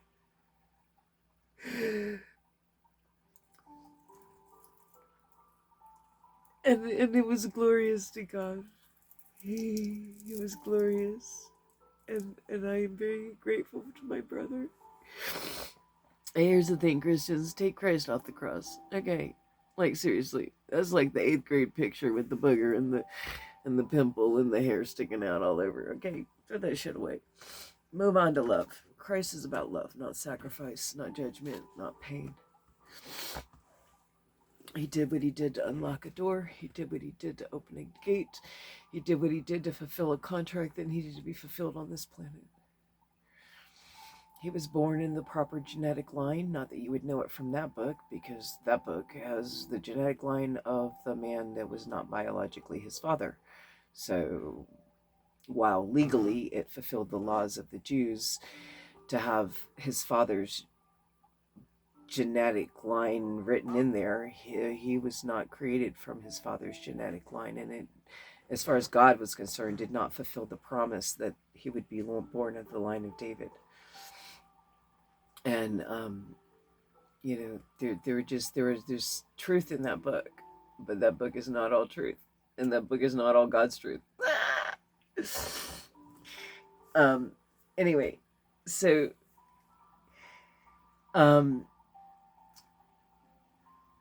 after that life, after finding that life, about 2 years ago in April, I began my first personal relationship with Jesus Christ. And I've been through many lives now on this planet and others. I will be doing videos on some of my guides and some of my lives on other worlds, some of my lives on this planet. I've had some nice lives too, but when I found Christ, I was finding some of the worst and the most traumatic lives first. And so I found God, and I found if you show up, okay, I figured out how to get in and out of heaven. All right, that's the short and long of it. I can get in and out of heaven. God can't keep me out. Okay, now I just have a visitor's pass. And when I show up in heaven, I have like a symbol on me. Everybody knows whose child I am. And I have protection around me because it's just a little piece of my consciousness, and I can't create in heaven. Okay, so that my thoughts don't create in heaven. And there's like a buffer and a barrier and a way to experience heaven safely. But they can't keep me out. They can't. I know how to get in. And so after I'd read several books in the Library of God, per se, I'd seen the creation story. I knew all about the war in heaven, and more about the universe and how God created it. I'd seen parts of the God Code. I understood all the basics of how God creates the universe and the recipe he uses and how he does it, right? And 12 laws the universe is built on, like all this stuff. I just spent hours and hours meditating and learning, and they'd be like, go look this up or go look that up, because I could sit in the earth realm and read things and also receive downloads and greater quantum understanding of events and how things happened. I also was guided to quite a few other books besides the Bible, including the Essene Gospel of Peace. If you want truth that was written at the time of Christ, you can find this on YouTube right now. There's a couple of people that have read parts of this book. This is more direct truth from Christ taught by the Master. A beloved brother brought me into his circle doing A Course in Miracles, and I read this book, and this book is truly a channeled book of truth, and definitely speaks to the truth of Christ and teaches us how to be in love, how to be in peace, how to be and live in this world, this illusionary world. Okay. I love this book. I am so grateful for this book. Okay, this was not a channeled book, but it was a channeled book. This is called The Bait of Satan. It's not a religious text. It's truly about forgiveness. And I thank you, my brother, for writing it. It has been a manual and a great teacher and guide for me. Thank you. I do read my scriptures. There's a lot of beautiful truth in this Bible, and I don't want you to think that there isn't, because there is, and God loves it when I read parts of it. But I read parts of it, and God's just like, that's not all what happened. Like, whatever. It's like a game of telephone for 2,000 years. The game of telephone is you have 12 people that sit in a circle, and the first person has like a sentence, and they write down that sentence on a piece of paper and they fold it up, and they whisper that sentence to the person next to them, who whispers it to the person next to them, who whispers it to the person next to them, all the way around the circle, and then they whisper it back into the original person's ear. And it's never the same. It's never the same. And we did that for 2,000 years. And the Old Testament, we're not even going to talk about. Because that book's very interesting also. All right, the knowledge book. This is another beloved book that I was introduced to. It is beautiful, it is glorious. She has a name, and I've been very honored to have this book and to receive truth from it. And there will be times that I will read parts of this book on this channel because it is truth of God and Jesus and the world and the universe and how it works. And I am so very grateful for this person and all of her hard work to Mavlana and all of her hard work as a channel to bring this book and its knowledge and truth to this planet. Thank you, thank you, thank you. I'm honored. Those are some of my sacred books and my great teachings and teachers. I don't come to all this knowledge from myself. I truly don't, because I didn't know any of this 2 years ago. 3 years ago. I knew what the Bible said. I knew different things I believed. I'd seen the movie. A really good resource and movie is What the Bleep Do We Know? It is a very good way to explain God mathematically, scientifically, and how this illusionary, co-creative, it's not so much this illusion, it's a co-creative reality, where the reality responds to our thoughts and our feelings and our desires and our program. And so we recreate the same cycles over and over and over in our lives. Okay, fast forward 3 years. God kicks me out of heaven. He's like, I didn't kick you out. You just have to go teach people. It's not hard. We're not asking you to like go teach people what you know. And then you can have more books. Yeah. So it's not like I'm kicked out. I can go back. I did not have any more books till I like teach what I already know, because I already know so much. God's like, you need to go teach your brothers and sisters, catch some other people up to speed, find some mathematical theorists and some physicists, crazy people that do all these crazy calculations.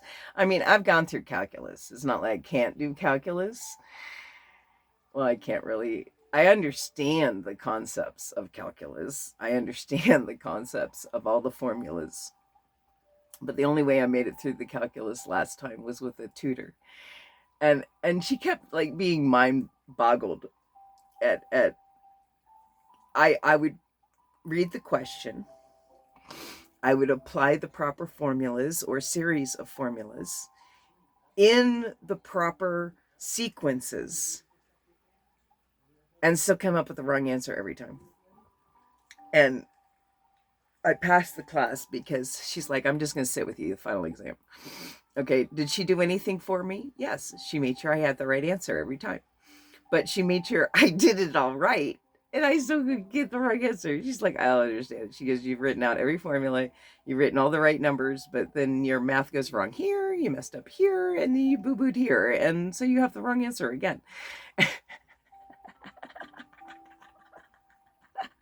She's like, I'm just gonna okay, that's the right answer.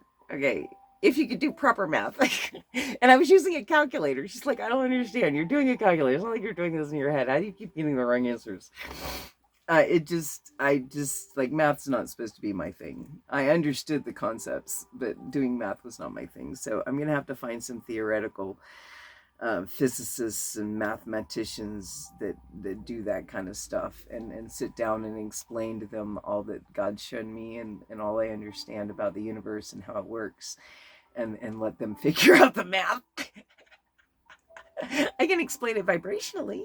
Dr. David Hawkins did amazing work in the 70s and came up with a beautiful vibrational chart that also helps explain the universe and how it works, and our reality and how it works, and how to create heaven on earth. And that, my brothers and sisters, is my true goal: to create heaven on earth and be able to create a world that we can care and share, and be blessed and beautiful, not just for us in this life, but for all the future generations. Because I know I'll come back in 100 years and I will reap all the rewards of all the work I'm doing in this life more fully than I can even comprehend. Because when we have children that are born into a world that is structured so differently than ours, where children are blessed and worshipped, revered, honored,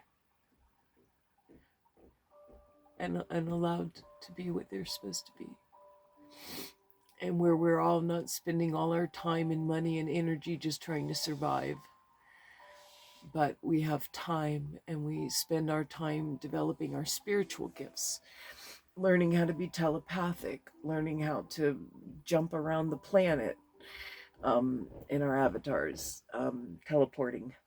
I mean, there's a lot of skills that you have to learn, because in heaven it's all telepathic. You don't got a mouth. There's no, bleh, this is not happening thing. We don't even have a language like we have a language up there. It's pictures and images and vibrations and thoughts, and it's just different. The communication is all not the same as in the physical. It's all energy. Heaven vibrates at such a higher rate of vibration than the physical. No physical exists in heaven. I didn't know that. It wasn't until God went to show me some of the God code. And it's like in a block, and I'm like, why is it in a block? He's like, you didn't notice there's no paper in heaven, it's all energy realm. I was like, you know what, you're right, there's no physical here, is there? And he's like, no. I'm like, why is there no physical in heaven? He's like, we vibrate too high, and we don't have time the way you have time, so physical doesn't exist in the way it exists down there. And I was like, oh, okay, that makes total sense, and yet I don't understand it all. That's kind of how it is with God. He explains things like 3, 4, 5, 8 times. Oh yeah, okay, I got it. I actually understood it that time. Wait, explain it to me again. Show me how you create that universe again. That's wild as shit. Wait. Show me that again. I'm like the most annoying child in heaven. I think God started giving me math problems just so that I'd go away and leave him alone for a while I tried to figure them out. When you ask God what's the definition of sin, he gives you a mathematical equation, you're like, never mind.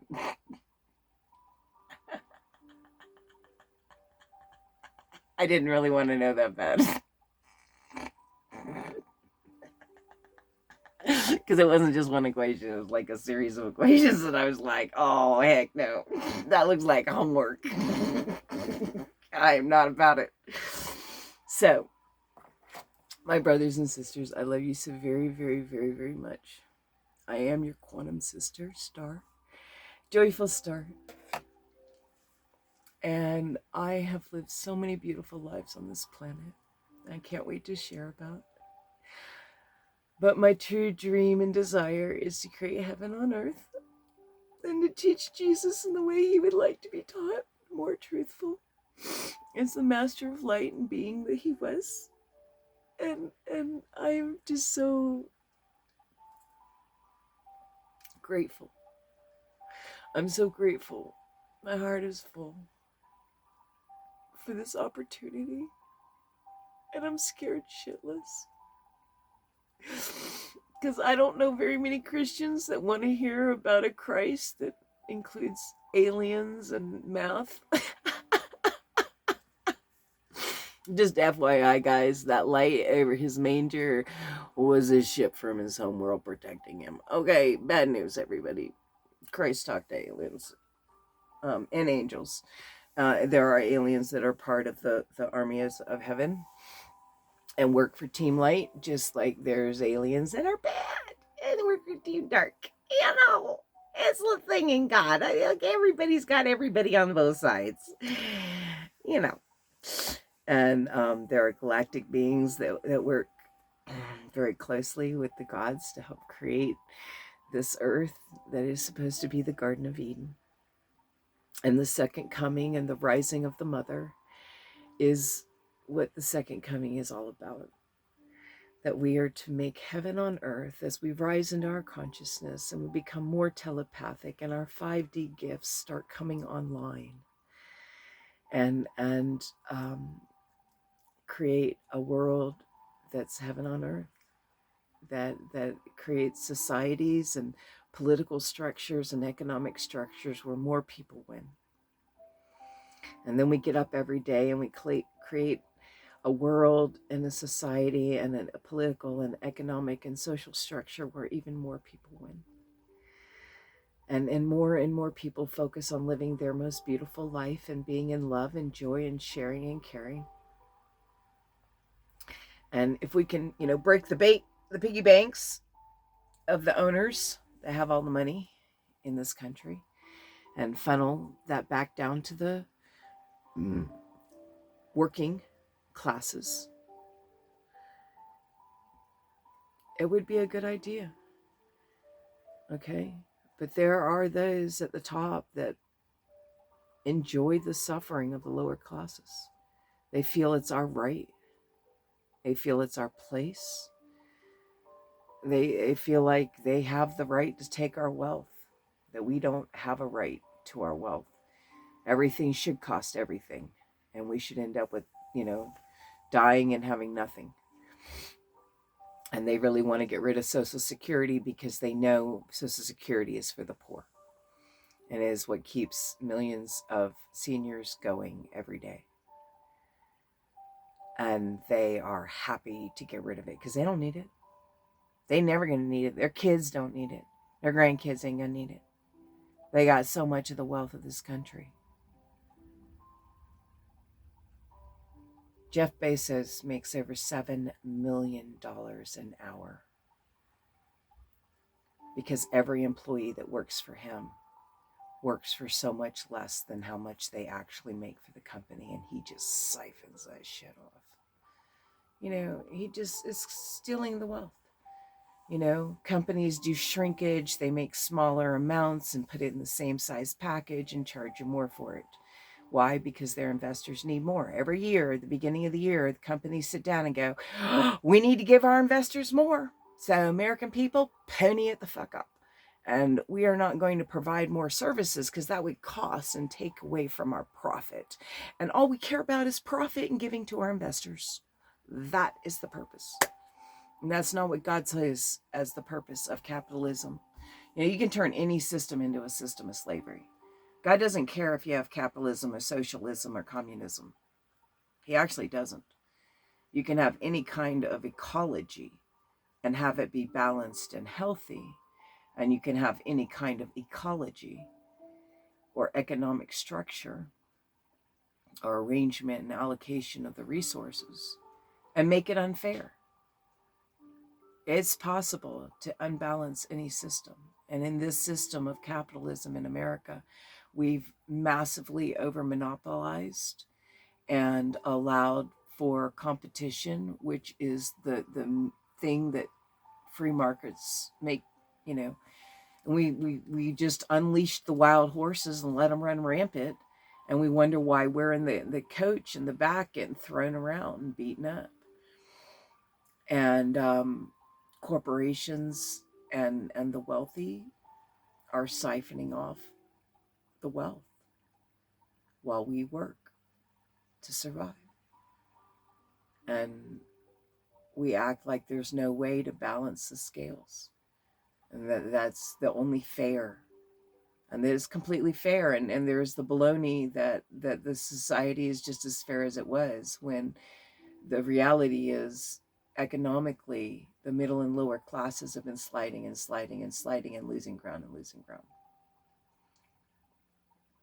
And we're working harder, making less, and having less, having more debt. Why? Because that's what makes them money. The more debt we're in, the more money they make. So they want to keep us in debt. They don't want to give us enough to pay our bills so we don't have debt and we can save money. Money is power. They don't want us to save money and build wealth and pass it on to our children. They care about them and their kids. Okay? They don't care if we're our kids are getting slaughtered by machine guns. They don't care. As long as the Rifle Association can sell every single gun it can sell every single year, as long as there's not one gun that's not sold because of some government regulation, they're happy. That's what they want. Every gun that can be sold to be sold. And tough crap. Do you know that there are countries where the police don't even carry guns? Lots of countries. In fact, there's a mass number of countries where the police do not carry lethal weapons. And they function as a society very well, with less crime than us. So, more guns does not mean less crime. The statistics prove it. It's just a lie that we've sold ourselves. And that's not how it works in heaven either. We're not safe in heaven because everyone has a gun. We're safe in heaven because everyone loves each other and no one would hurt anybody.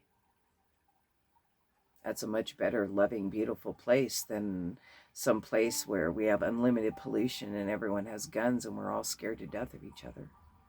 We all hate each other.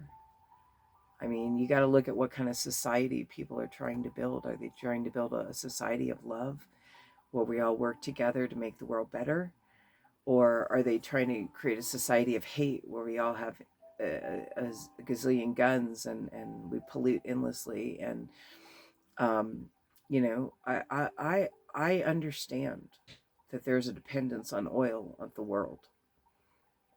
I understand that the oil companies have fostered this and encouraged this and actually kept technology from us. That they have pressured the government and the car makers to not make more fuel efficient cars. That there were literally gasoline engines or carburetors or things that were created that could go 100 miles on 1 gallon. And those things were removed and bought up and taken off the market and never produced. On purpose, because money's more important. Right now in this country, we are overproducing the amount of oil we need. But because the government has never stopped us being, quote unquote, regulating our prices based on OPEC, all of the corporations get together and, you know, gouge the people of this country for gasoline. And they're going to gouge worse next year because every year they got to give their investors more. They got to sell more. They got to produce more. You know, if we really cared about less oil, we would stop making so much plastic because plastic's made from oil. And yet we're producing more and more and more plastic every year. We're not, oil prices, gas prices are not high because we don't have enough oil. Gas prices are high and aren't coming down because they need more money to give to their investors every year. And they have to prioritize their investors. That's the point in America. And they don't have true competition. They have cooperation among corporations. They have corporation cooperation to run our gas prices up across the country. California has paid the most for gas, and yet they outproduce gas. And the fact that it costs, like literally you drive just a few miles, you know, 20, 30, 50 miles, and gas prices jump over $1 a gallon. It's like, it did not cost $1 a gallon to drive that gas here. I know. And it's just ridiculous how much they gouge us for gas. You know, bend over and grab your ankles. It's hilarious to me that Christians believe they're against rape because they are all for rape, financial rape, emotional rape, and abuse, and yeah, they.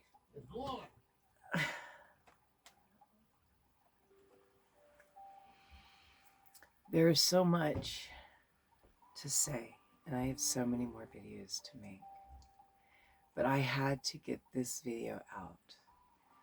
This is a more complete story of how I found Jesus and why it's so important to me to create heaven on earth. And how I know that reincarnation is real, because I remember many of my own lives. And how I know the laws of the universe, because I've seen the God code. I've seen God create a universe from beginning to end. And I'm very honored and blessed to be making this channel and writing books and bringing this knowledge to the world. I'm honored, I'm blessed, and I say thank you. And please like and share and subscribe and support me on my channel so that I can help share these messages with the world. Thank you, thank you, thank you. Quantum hugs and kisses from heaven. I love you, I love you, I love you.